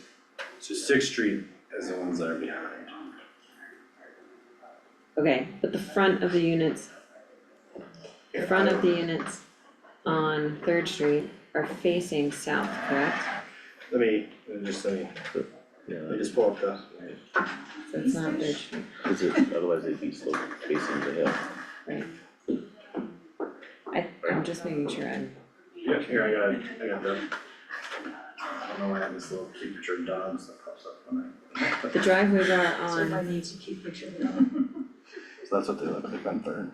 So okay, Third, but this is not Third Street, this is Third Street. this is Third No, Street. this is Third Street.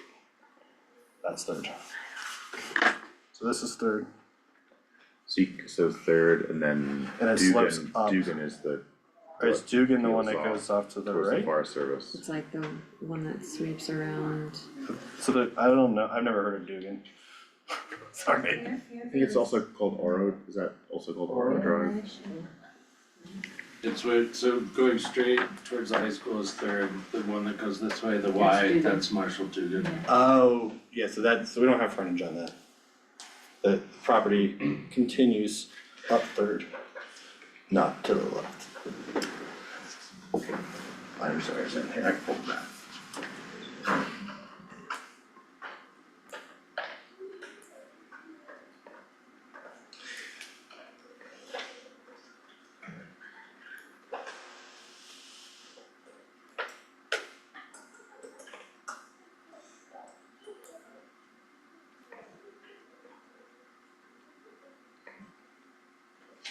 okay.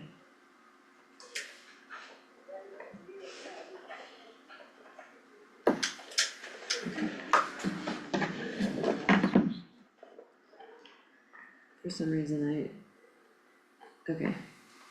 It's between Panther Way and Third, it's not between Third and Dugan, or the Oro Drive, or whatever. This road goes by many names. Oh, I see what you're, yeah, Where's Third is here, so this so I think it's is this property, Right there? yeah. it's this parcel right here, so, It's this whole block. Yeah, So I see what you're saying, you're thinking that. Right, No, it's this. So all the driveways, right, okay. and the comments we heard from the neighbors, I mean, they're concerned about parking and drainage, and so we're doing the drainage study. And, you know, the city's parking requirements for 1 space per unit, and we're overbuilding the parking spots in front for snow storage and everything else too, so. Well, and drainage won't affect any existing houses. Yeah. Cause it's all downhill. there, actually, I think what actually has happened is with the sewer project, the sewer that goes through that little right of way here, when I went out there after hearing the neighborhood concerns, this drainage ditch right here hadn't had any kind of maintenance in it for a long time. And so by us cutting in the new sewer line and basically cleaning it out, that's where the backage was. So the water was coming down Third Street instead of going into that ditch, was continuing down Third. So I think we improved it already significantly by just cleaning and putting in that new sewer line. But we're gonna do a full-blown drainage analysis. Just, as a city planner of 20 years, I follow the rules. Because I made the rules for 20 years, so I don't have any issue with that. And it's worth the investment No, we want that now. to go down, yeah, that, So- everything's drained properly. Okay. Okay, Alright, so those are those two items, we'll proceed with the direction we got. So, alright. Yeah, so. so, should I make a motion to sign for you to draft the Prop 123 letter of interest? Yep, and you can, No, Tim, would you want to sign? Sure. So direct the manager to sign it. sure. Alright, I'll move to approve the submittal of the Prop 123 letter of interest for the community housing at 10.2 project and to authorize the county manager to sign that letter due tomorrow. I'll second your motion. No further discussion from me, I don't think. That's me. Well- Call for- oh. Well, yeah, sorry.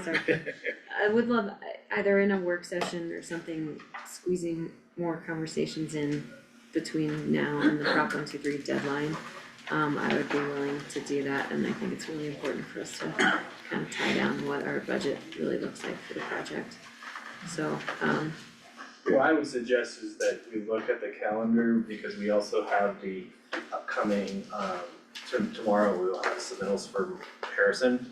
So if we want to look at a date, to reserve for interviews of the applicants, and we could do a half hour work session on, budget. I feel like by the end of this, well, by middle of next week, we will be in good shape on numbers and everything else. I mean, we did the dirty work yesterday of putting on the boxing gloves with the developer, Okay. so. thank you for that. Sorry, Jackie's. Alright, so look at calendars now, or, just figure out when. Yeah, I mean, it's up to how you want to handle that. We will have proposals. So, the 28th and 29th would be my suggestions, cause that gives us some time to do some reference checks and things, to get finalists for you. Is there already I don't know what your calendar currently looks like. I think, I'll be out on the 28th. so I'm available 29th? I'm available that whole week. 29th looks pretty empty. We could do it in the afternoon, that'll be better. 29th afternoon. You wanna block from like 1 to 4? Is it work session? Yeah, and then what we would be looking for is basically taking, well, we'd be looking to execute a contract with them in November then. You said the 29th? Yes, please, from 1 to 4. Someone job? No? Okay. And we can either, Say 1 to 4? does that work?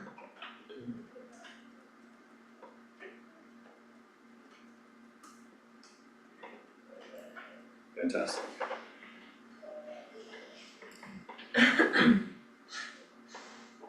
Alright, I don't have any other comments. Call for a vote? Aye. Aye. Aye. Okay. Again, that vote was on the letter of interest for Prop 123. Great.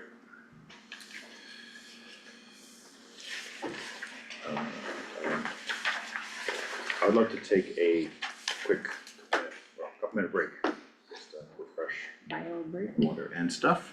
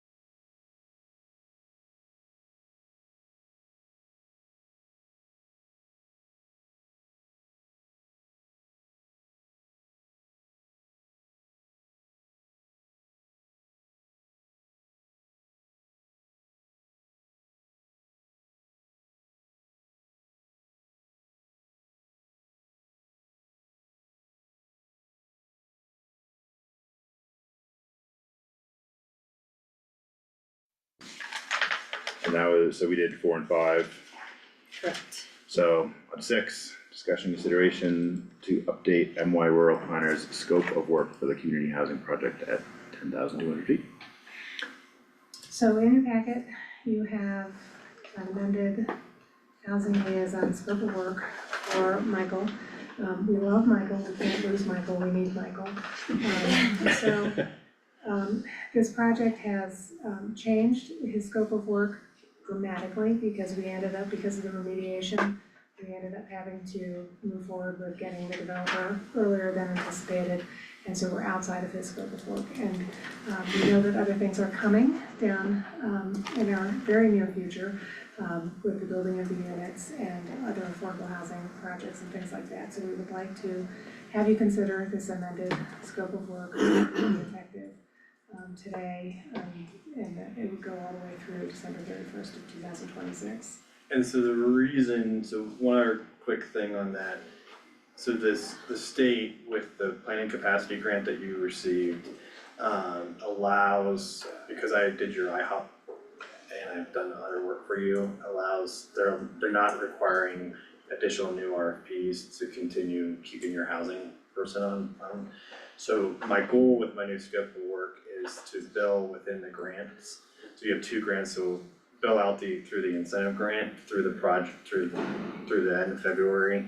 And then the housing liaison work, that scope is directly what's allowed under the planning capacity.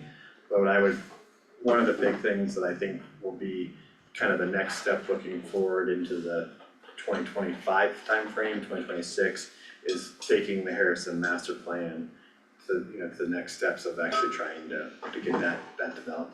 And that work would be we would transition from my billing from the incentives grant to the planning capacity grant at that point. So that's kind of the idea, is to continue, we wanna use up the funding that's still remaining, when we have it in the incentives grant before we start touching the funding. And then the planning capacity grant runs through December 31st, 2026. And we did talk to DOLA about utilizing Michael, and we talked specifically about the continuity of the project and moving forward. Oh, yeah. The benefit to the county, and so they're very supportive of Yes. with our second grant. So the second grant, just to remind you, the second grant pays for my position in, it's an 80-20 match, and also has a planning position that Ann was not able to fulfill, and so we have that money available to us. Okay. Excellent. The only question I had about the proposal is that his original, because of the scope of work for the original, the existing PSA is not to exceed. And for that time period, and I didn't know if we needed to update that to cover this too. Well, we could do a not to exceed, but it would be, so the remaining funding is about 140 that you would have left. So we could do a not to exceed 140 with the new scope. I could add that in. That's fine, I just Yeah, wanted yeah, to do an yeah. amendment to your PSA to do this, so that's the only information I think we were missing to do that. Yeah, and I would be more than comfortable with to that. Okay. Sounds great. Sorry, I'll move to approve the amended scope with my rural planner. At an amount not to exceed $140,000. Second the motion. Chris, is that good enough? That's good, Is there any further lead? Do you want Well, I was gonna say, all we do, you authorize the county attorney to bring the amendment to present for signatures, authorize the amendment to reflect that scope of work, and that we won't have to bring that back to you. So that we're good. Okay. Sorry. Did that, do you want Chris to say that again more No, slowly? we got it. Okay. No, it's okay. Okay, then with that clarification, call for vote. Aye. Aye, great. So that updated and amended scope of work for MY Rural Planners is approved. Thanks everyone for walking through that. Number 7, discussion and consideration of an agreement between Lake County and the Leadville-Lake County Regional Housing Authority to designate Lake County government as a sub-recipient and fiscal agent or grant administrator for the Housing Urban Development fiscal year 2024 Economic Development Initiative, the Community Project Funding Grant. So I know that at least Sarah and Jeff have been painfully aware of this because it's been brought up at the Housing Authority. So when I applied for this funding, it was in the infancy of the Housing Authority. And we thought the Housing Authority was going to be running projects and doing development. Then it became, apparent that the Housing Authority is gonna be more of a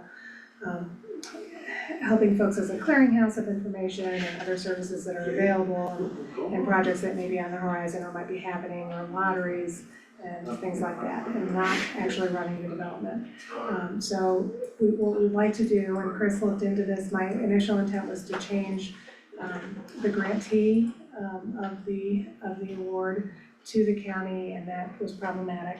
And so Chris identified this as being a path forward to go ahead and change and make the county a subrecipient of the grant and make it the fiscal agent. So I would strongly suggest that we move in that direction so that we can use that funding. And Chris has drafted an IGA, and Sarah sent that to the Housing Authority's attorney as well, and Chris was comfortable. Yeah, I don't see any material issues with the changes they requested that Cameron and I can't resolve, so I think we'll be fine if you want to approve pending final legal review. I think we should be good to go. Great. I don't either.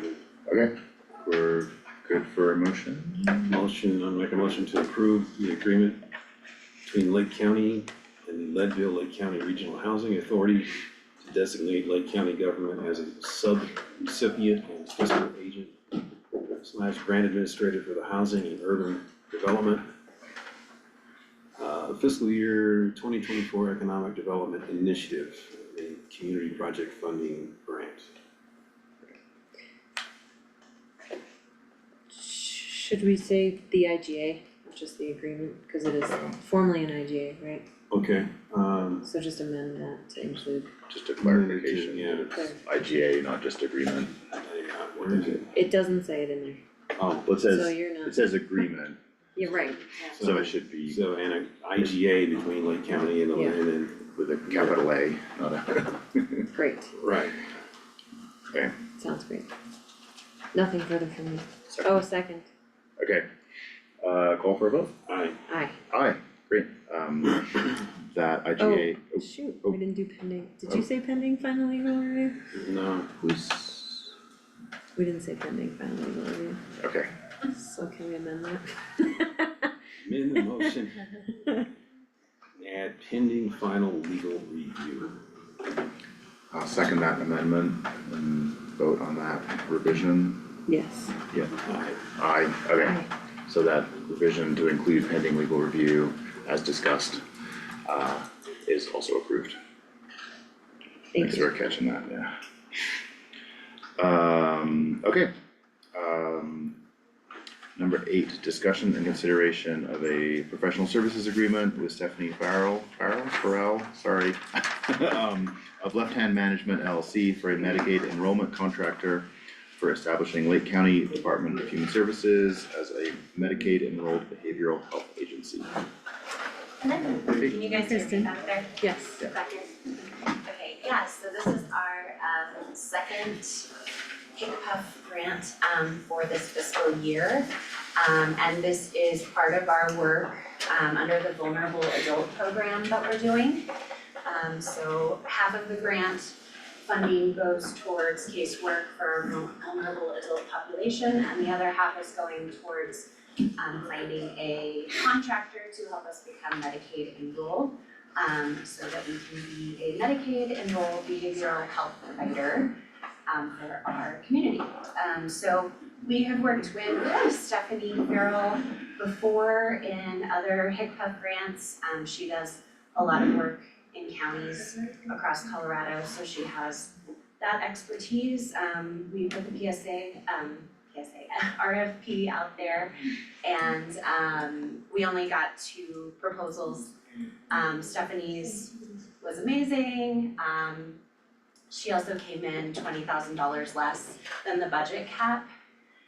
So we're just hoping we can get this approved with you all today, and if you had any questions for us. Thanks. I didn't have any questions, yeah. No, Okay, Super Thanks, important, both yeah, Yeah, we're excited. endeavors, yeah, Cool, thank you all. awesome. I'll move to approve the professional services agreement with Stephanie Farrell of Left Hand Management LLC.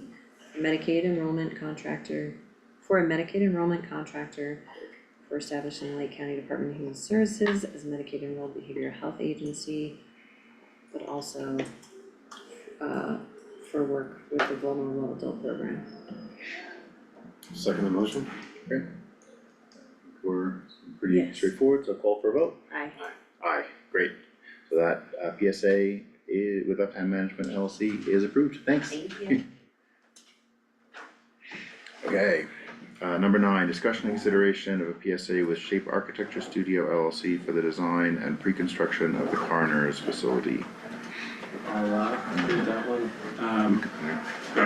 So you guys had awarded the bid to Shape Architecture and downstream construction for design and construction of the coroner's facility. This is the PSA with Shape. Does it need to be from legal review? I thought we'd gotten it back. Is that, yeah, I think I think it's done, I just don't think she's gotten signatures. Shape has it, Okay. Yeah, Shape that's has you. it, responded, okay. So yeah, so that's, Yes, and I don't think there's much discussion since, I mean, we considered the substantive work of actually awarding it, so.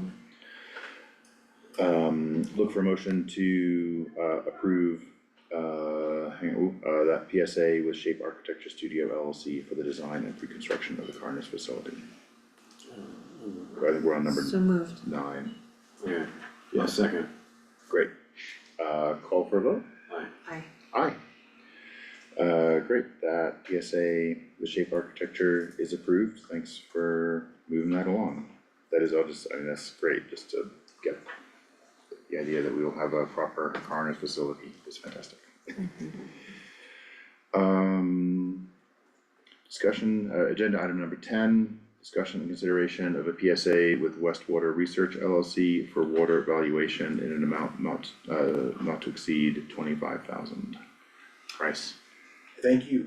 Yes, this is following up on an action item we had from a prior meeting, just directing me for the due diligence to get a water appraisal done.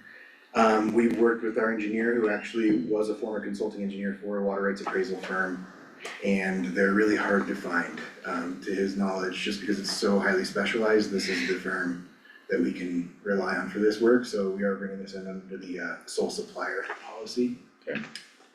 But yeah, we have a quote to get these water rights valued in a relatively short amount of time. Great. I don't have any questions, and yeah, I think that sole supplier is appropriate, like you said, it's a specialized thing and some unique attributes of properties up here in the county. Yeah.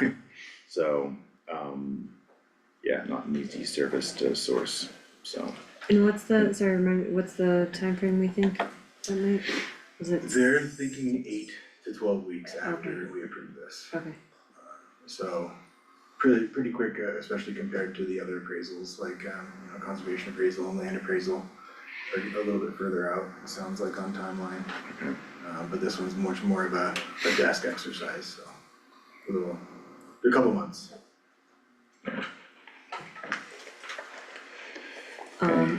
I'll move to approve the PSA with Westwater Research LLC for water appraisal, in the amount not to exceed $25,000. Second? Okay, any questions, comments? Okay, great, call for a vote? Aye. Aye. Aye, so that PSA with Westwater Research LLC is approved. Okay. Thank you. Thank you, great, yeah, keep things moving along. Number 11, discussion and consideration of a PSA with McLaren Wilson and Laurie Inc. for design options for courthouse renovations for an amount not to exceed 180,000. Tim, you're up here on this one. So as we've discussed over the past couple months, how to move forward with, I get big picture what to do with, jail and court facilities in our in our community. And now, at the point where the commissioners have given guidance and made some decisions that we are going to, renovate our existing facility. So the firm McLaren, Wilson and Lowry, they're working down with the Chaffey County Sheriff right now, on a new facility for his office. They specialize in law enforcement and public safety, facilities.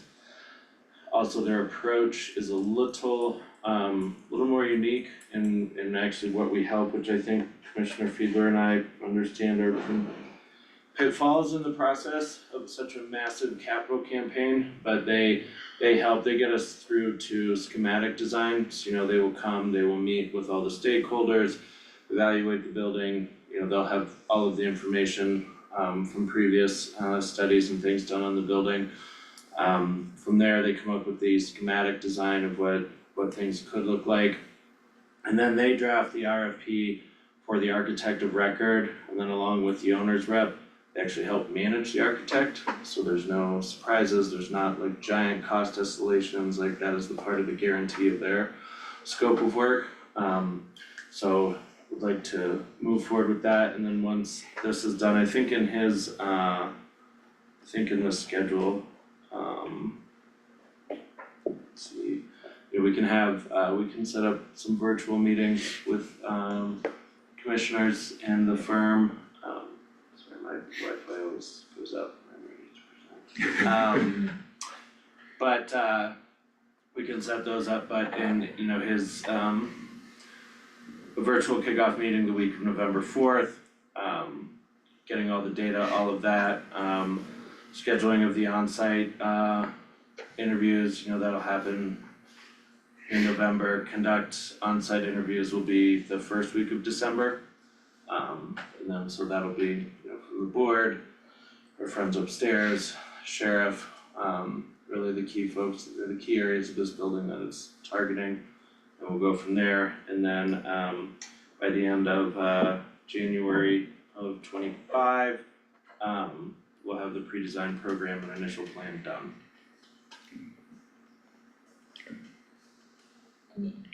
Offer I wanna make is that, and Tim and I talking about this, my recommendation was, since they're doing some more work with Chaffey County, that Lake County could piggyback as described in our procurement policy, on that work in order to be able to proceed with this contractor without having to actually put them out to a bid and such. Okay. So that's my recommendation. Yeah. Slow things down. Yep. And I think, just acknowledge that we're comfortable making this award under our procurement policies. Yeah, I think again, it's a specialized, and having had some conversations with them and your experience, both you and Tim, it's important to know. Yeah, Have because comfort in. as we've learned along the way, detention and related services is a very specialized design field. Okay. I'm good, I think, as Tim, you said, we've had very lengthy discussions along the way getting to this point, so I don't have any additional questions or comments for the PSA award. So I would look for a motion to award the PSA with McLaren, Wilson and Laurie Inc. for design options for courthouse renovations for an amount not to exceed $180,000. So moved. I'll second it. Okay, Do we, and we'll get schematics at the end of January, you said, Tim? Yes, we should have the, pre-design program and initial plans, will be done by the end of January. So we'll get that too. is that, Alrighty.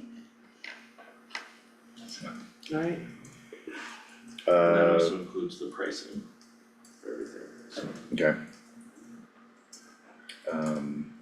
And then, sorry, this is relevant for deciding the PSA, but just to remind, when do you think we would then begin the, RP process for the actual, architect of record?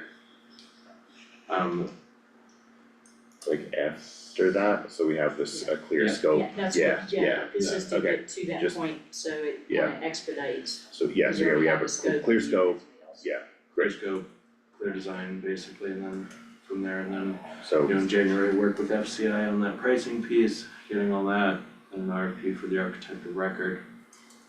And then and then, summer of 25, we start.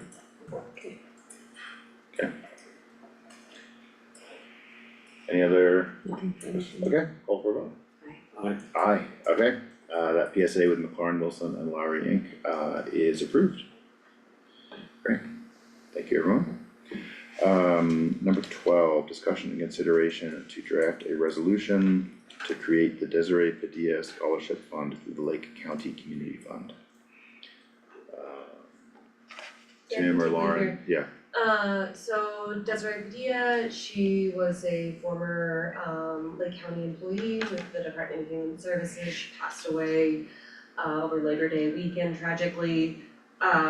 We are seeing if the board would be interested in drafting a resolution to create a scholarship fund for her through the Lake County Community Fund for people, either students or others in our community who are interested in pursuing a career or additional education to pursue a career in health, human services, and social services, social work. In memory of her and her contributions to our community and helping our most vulnerable folks who live here. So just wanted to get clarification from the board if you're interested in moving forward from that, and also had an amount. We were thinking somewhere around 30,000, but wanted to get some guidance and a decision if you'd like to move forward with that. on that amount, would that then be sort of like an endowed fund that could do an annual amount? You say 30,000? 30,000 with Yeah. like $2,000 or $3,000 something scholarships each year. Yeah. And not a math wizard off the top of my head, but that seems like, and that might need some topping up over time then. I wondered if we've had conversations with the community fund and if we can do like some sort of matching campaign or something. No, I did not ask about that. The community fund can hold whatever funds are committed, by the county, in Desiree's, honor. Then, they can invest those funds, so it's Yeah, there'd be some, yeah. it can grow for a while, And Or to a your long time, I question, guess. I mean, even if we didn't talk about it, I mean, my understanding is like any fund held by the Lake County Community Fund, I mean, that's sort of their purpose, is they can be that conduit for accepting, contributions, donations. Yeah, and one of the things too with this is that if you can get things set up with them before the Colorado Gives campaign starts, they have matching funds for that, and then it'll go in under their umbrella as one of the programs that's being promoted for that, so that might help in terms of community outreach to contribute as well.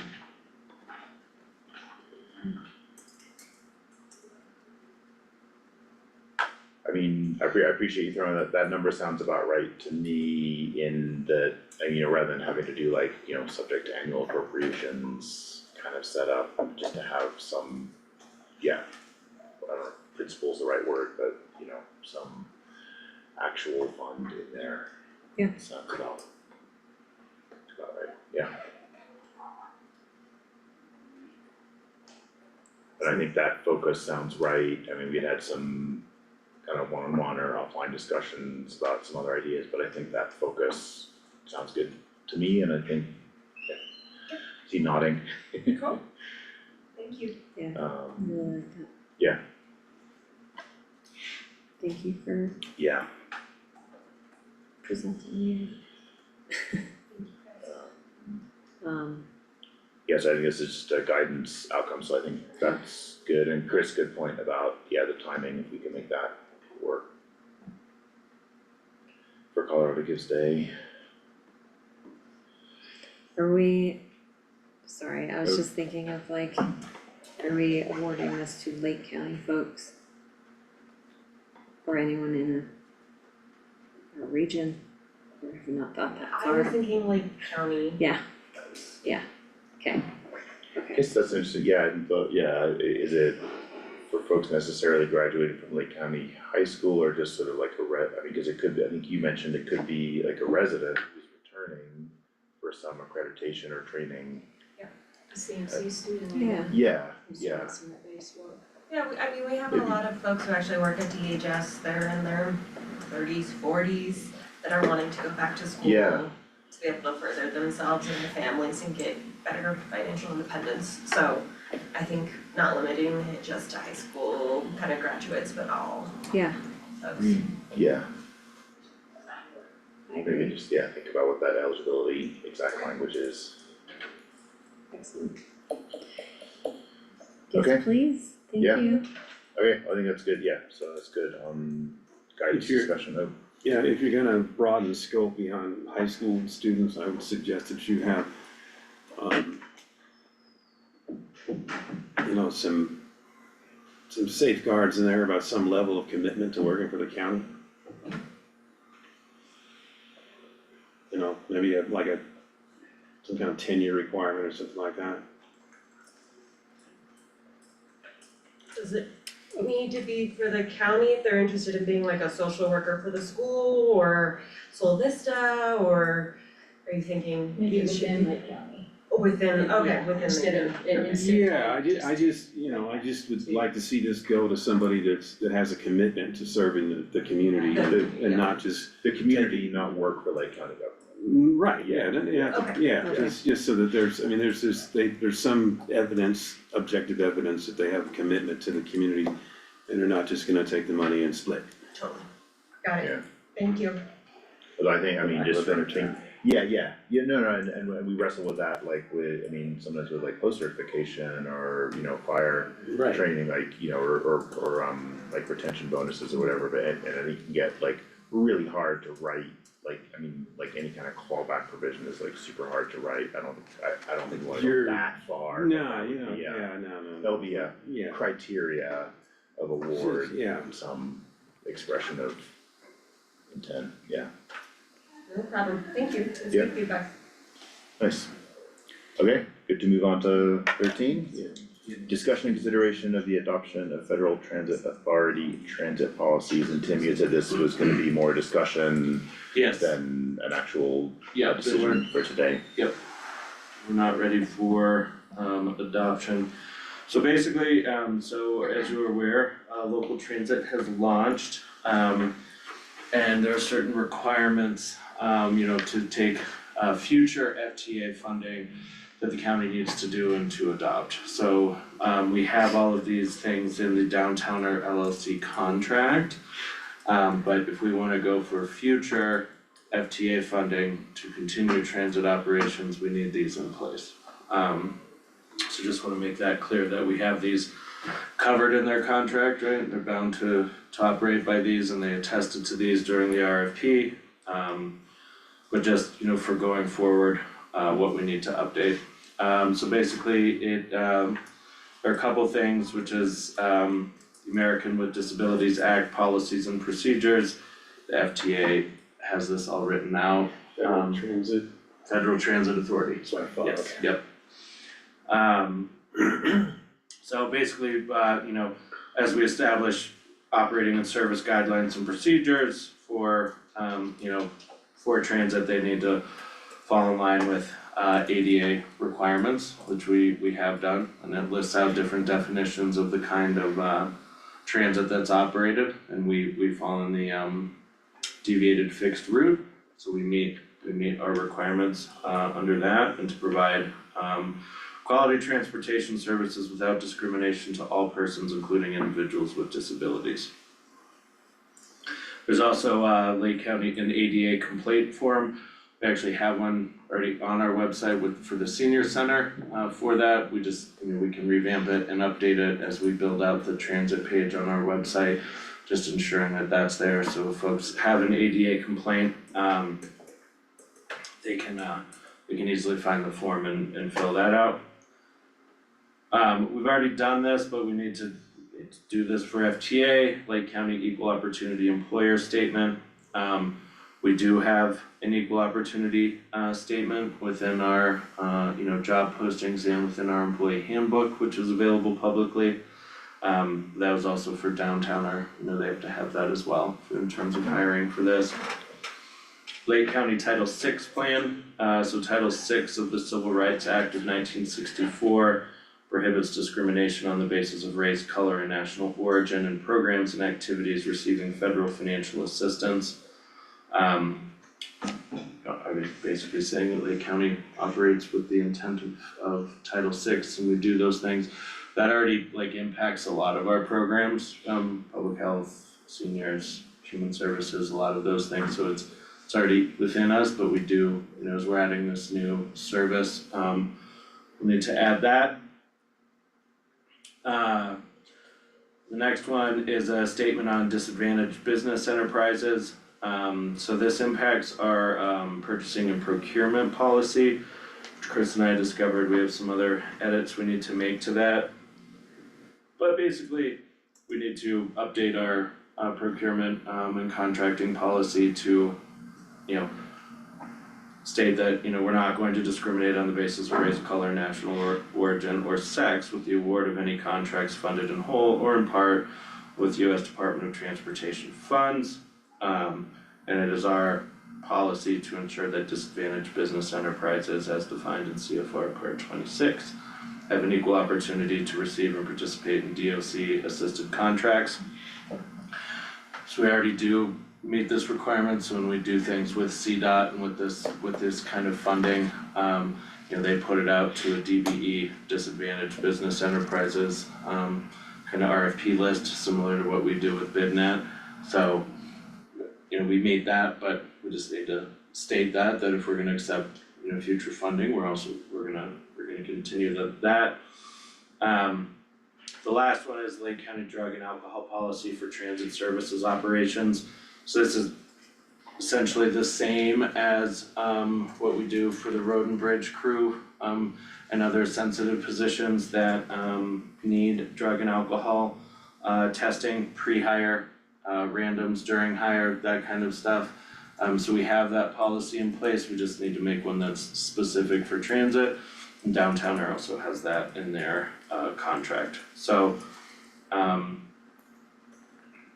don't know if you have any questions on any of those, but we can bring those before you, for adoption for our next regular meeting. Yeah, I was just gonna say, the ones that are in your packet are the ones that essentially adopt the language suggested by the FTA, and they were prepared back in January 2023 by Peers and Peers, our consultant, with them. The only changes that I went and made essentially for those is to make sure they're specific to transit, because one of my concerns is I don't want us to end up where we have this policy and it's perceived to cover other areas that we might already have policies in. And if there are inconsistencies between those, I don't want us to be in a situation where we have to defend those inconsistencies. So this is just to make sure that these are specific to the transit. Yeah, I think great. I think the one question I had is just, is there anything, as you were going through these and getting us, in compliance, if that's the right word, is there anything that looked like it could, take staff resources or time or money? I think some, with other federal grants, you hit that thing where it's like, oh, is this even worth it? Yeah. With all the strings that come with it, so I just wanted to ask that question, whether there's anything where you were looking at it and you were like nervous about that now being our policy in terms of the resource Not burden. for it being specific to transit, and that was actually reviewed as part of when we were starting the whole transit, grant application, those processes, because we wanted to kind of front load that to make sure that we were in compliance, because the grant, that part of the grant requires us to be in compliance with all the different policies. So even though these are specific for this FTA, funding or whatever, I would hate for us to get to a point where they say, well, you didn't have this type thing. So no, but that's why I'm suggesting it be specific to transit. Yeah. So we don't inadvertently trip up ourselves somewhere else. Okay, great. I didn't have any other questions yet, just thanks for doing that work to keep that moving along, so. Thank you. Okay, I'll close out discussion on 13 and go to 14, discussion and review of the updated Leadville Lake County Fire Protection Intergovernmental Agreement. I can start with a background on this and hit some of the high points of what's changed, if that makes sense, and Tim and Chris chime in for things that I forgot, so does that make sense, Tim? Okay, so we have an existing IGA where we jointly, run, manage, fund the fire department with the city. That IGA is just old, and I think some desired changes and some things just are out of date, so we've been working slowly through with the city and with the fire management board on some changes and updates to that IGA. I think the key ones are, I would say, I think the key ones are, we now have the second fire station, so it just adds that second facility into the IGA. So, that's kind of up to date. I think a big one is there used to be this, two boards. There was the management board and the planning board. And the planning board looked at more kind of like long-term capital expenditures, and the management board is a little bit more kind of day-to-day, annual operations. Somewhere, even before my term started, like the planning board basically just ceased to really meet. And I think there was a realization that having two different boards, the line between them wasn't super crystal clear. It was, so one big change is that there's now just one management board, not two separate boards. And all the necessary edits to kind of, all the references to the planning board have been removed, and the management board roles and functions, is now a little bit more expansive and just a bit more streamlined. My recollection, not a whole lot to add there, but the planning board was really not too much different from the management board, and the planning board was the planning board for like the second fire station. And they kind of stopped meeting when it started, or Okay, for that makes that sense. purpose Yeah, alone, and then when it was in yeah, in the Yeah. process, yeah, that's kind of when it stopped. that makes a ton of sense. And then I think the third real substantive area is just sort of the budget preparation timeline, and process. And I think for me, I just say it's been a source of frustration for the county about it not being clear sort of how we get our bite at the apple, an opportunity to review the budget since we pay 70% of it. And I think the revisions in the budget timeline and process just make it really clear that basically the fire budget, like there's a draft prepared by the management board, but that draft budget has to go essentially through, well, not essentially, it has to go through whatever the city's budget process is and whatever the county's budget process is, the fire department has to follow both. So, if, and it's stated a little bit vaguely, it doesn't give actual deadlines or a specific format. It just says you have to follow whatever the desired timeline and format of each body's decision-making process is, so they don't have to keep updating it every year.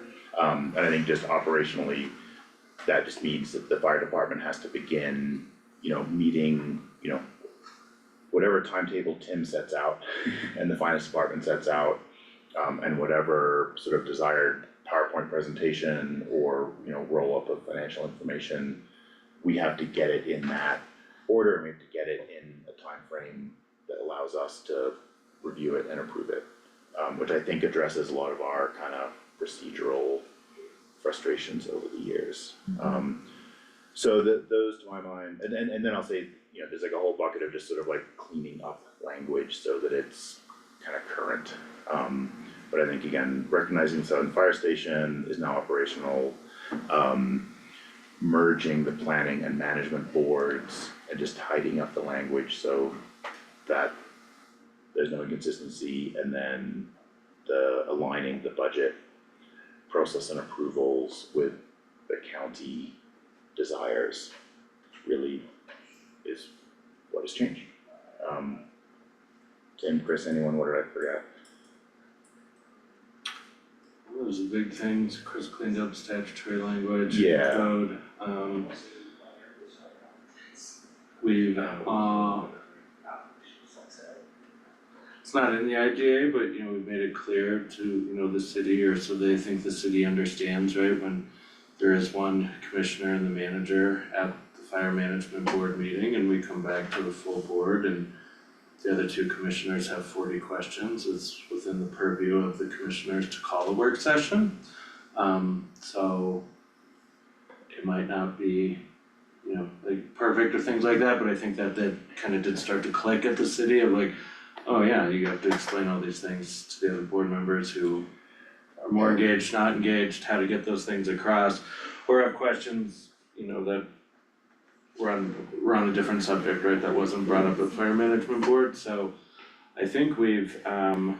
And I think, yeah, just that overarching point that having county representation on the fire management board is not the only, you know, chance for the county to have input on the budget and other significant decisions, you know. Yeah. So. To that point, I wondered, at like the section 5.1.2, the capital expenditures budget, I was wondering if we wanted stronger language in there to say, cause it says, if we want stronger language, unless it's somewhere else, and I am not thinking, recalling where else it might be, to say that those, What was that, 5.1.2.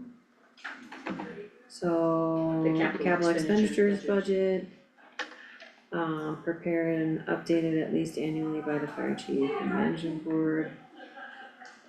To be sufficient for approved capital expenditures in the budget year and allowed for allocation of additional funds to be placed in capital acquisition.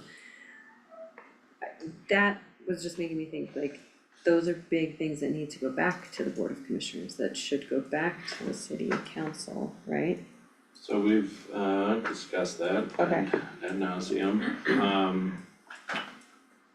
So that the capital acquisition. With the fire management board. With fire, Yes. yes, but you're right, so the intent of that, we just started it this year, right, that we, the city and the county jointly, I think it was $200,000 for budget year 24, right?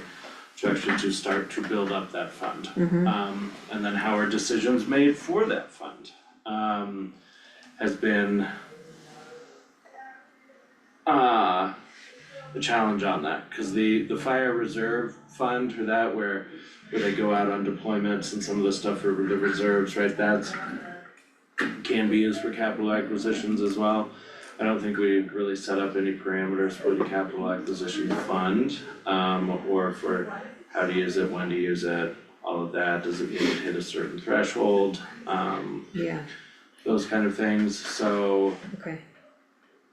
And we've discussed as part of like the budget process of like, okay, like what does it look like, does fire management board like approve the budget and then send it to the city and the county, and then does the city and county say, well, like, no, like, I can't do this, or I can do this, make those reductions, cause they, you know, Chief Daly has followed my guidance on the reduction of 5% in supplies and services.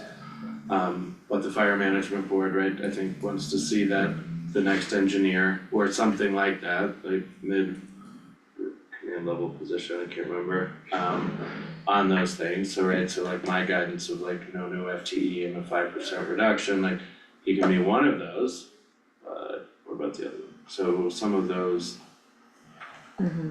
things. Or not, we can't spell those out in this just yet. It's kind of where we They're ongoing landed. budget. Yeah, and it would be, I think, you know, at the discretion of the city and county representatives being like, you know, which like Commissioner Fiedler is very good at, of like, this has to go back to the board. Would future commissioners on the fire management board say that? I don't know. You should. Yeah. The manager should. Right, Yeah. Well, and if the county manager and a county commissioner don't say that, that's on us. I mean, right, the future us, right? I mean, but we have that clear bite of the apple, and again, sorry, I didn't read this again before this meeting, but I mean, there's stuff in there like, you know, I have to have at least one mid-year meeting, you know, there's a clearly spelled out sort of duty, I think, to alert the city and county when unexpected, you know, budget things with budget implications come up.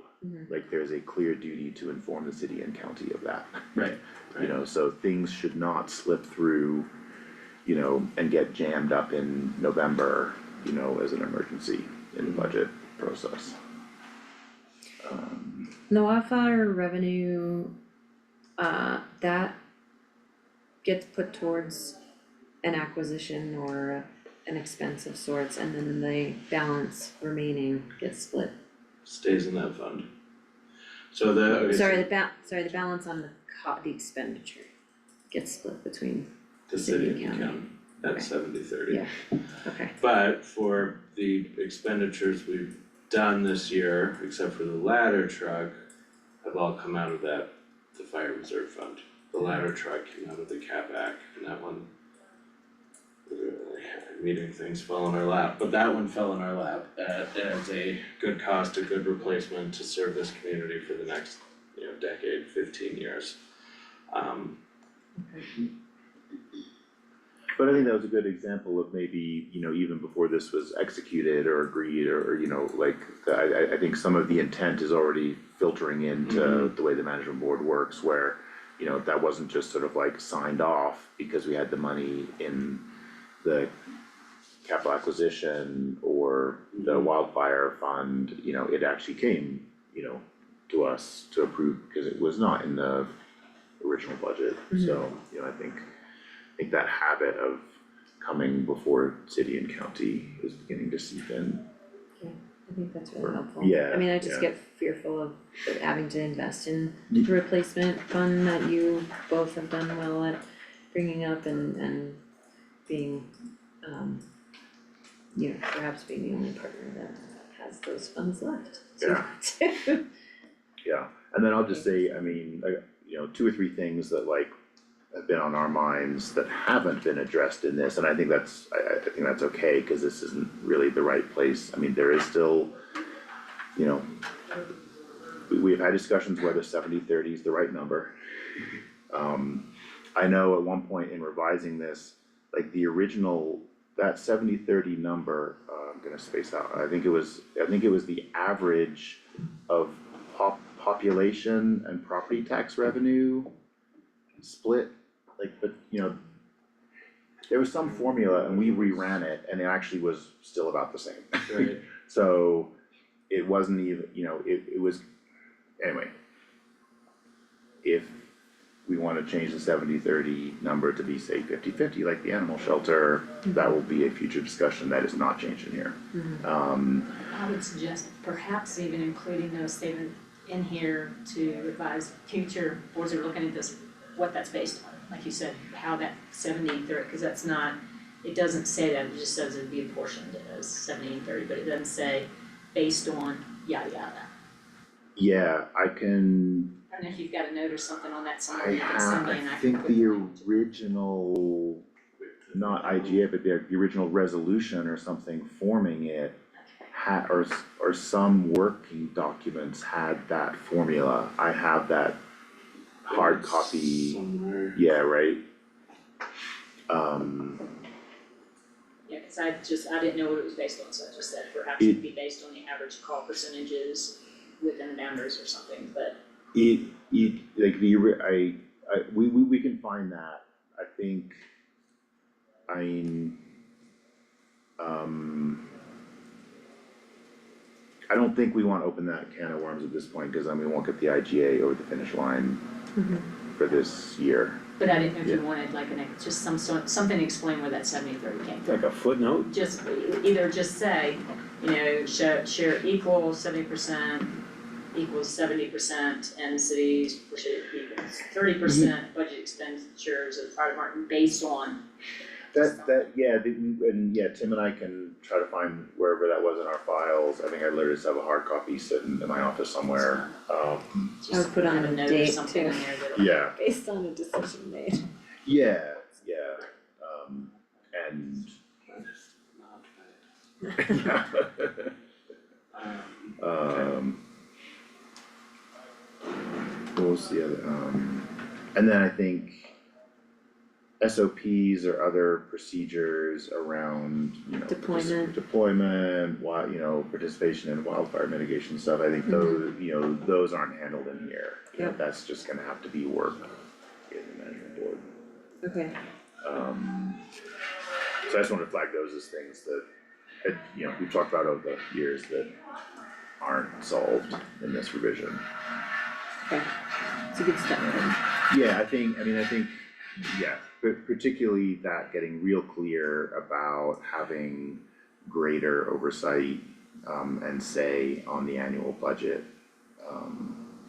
And I think getting that language of being completely consistent with the county's, budget and financial oversight and process timeline is pretty huge. Yeah, and including second fire station. Yeah, I mean, in a way, that's just a tidy up, but, Yeah. And this is gonna mirror the animal shelter IGA is gonna have comparable language. So it's To gonna have a this, yeah, consistency so I across think- these IGAs. I think that's the idea is that we'll propose, or we did, and have proposed, not a direct cut and paste, but a Well, yeah. mirroring, yeah, Right, yeah. mirroring's the right word. So then, I think for me, we can definitely keep going on, so I think the outcome is just to sort of acknowledge that we're all on the same page, and I think give Tim and myself authorization to just relay at the next fire management board that the county is now comfortable with this language. That the BOCC, we haven't voted on the final version, that we're comfortable with this. And I don't think, we've discussed this several times in fire management reports, so unless this stuff comes back from city council, I don't anticipate any pushback or significant changes from fire management board.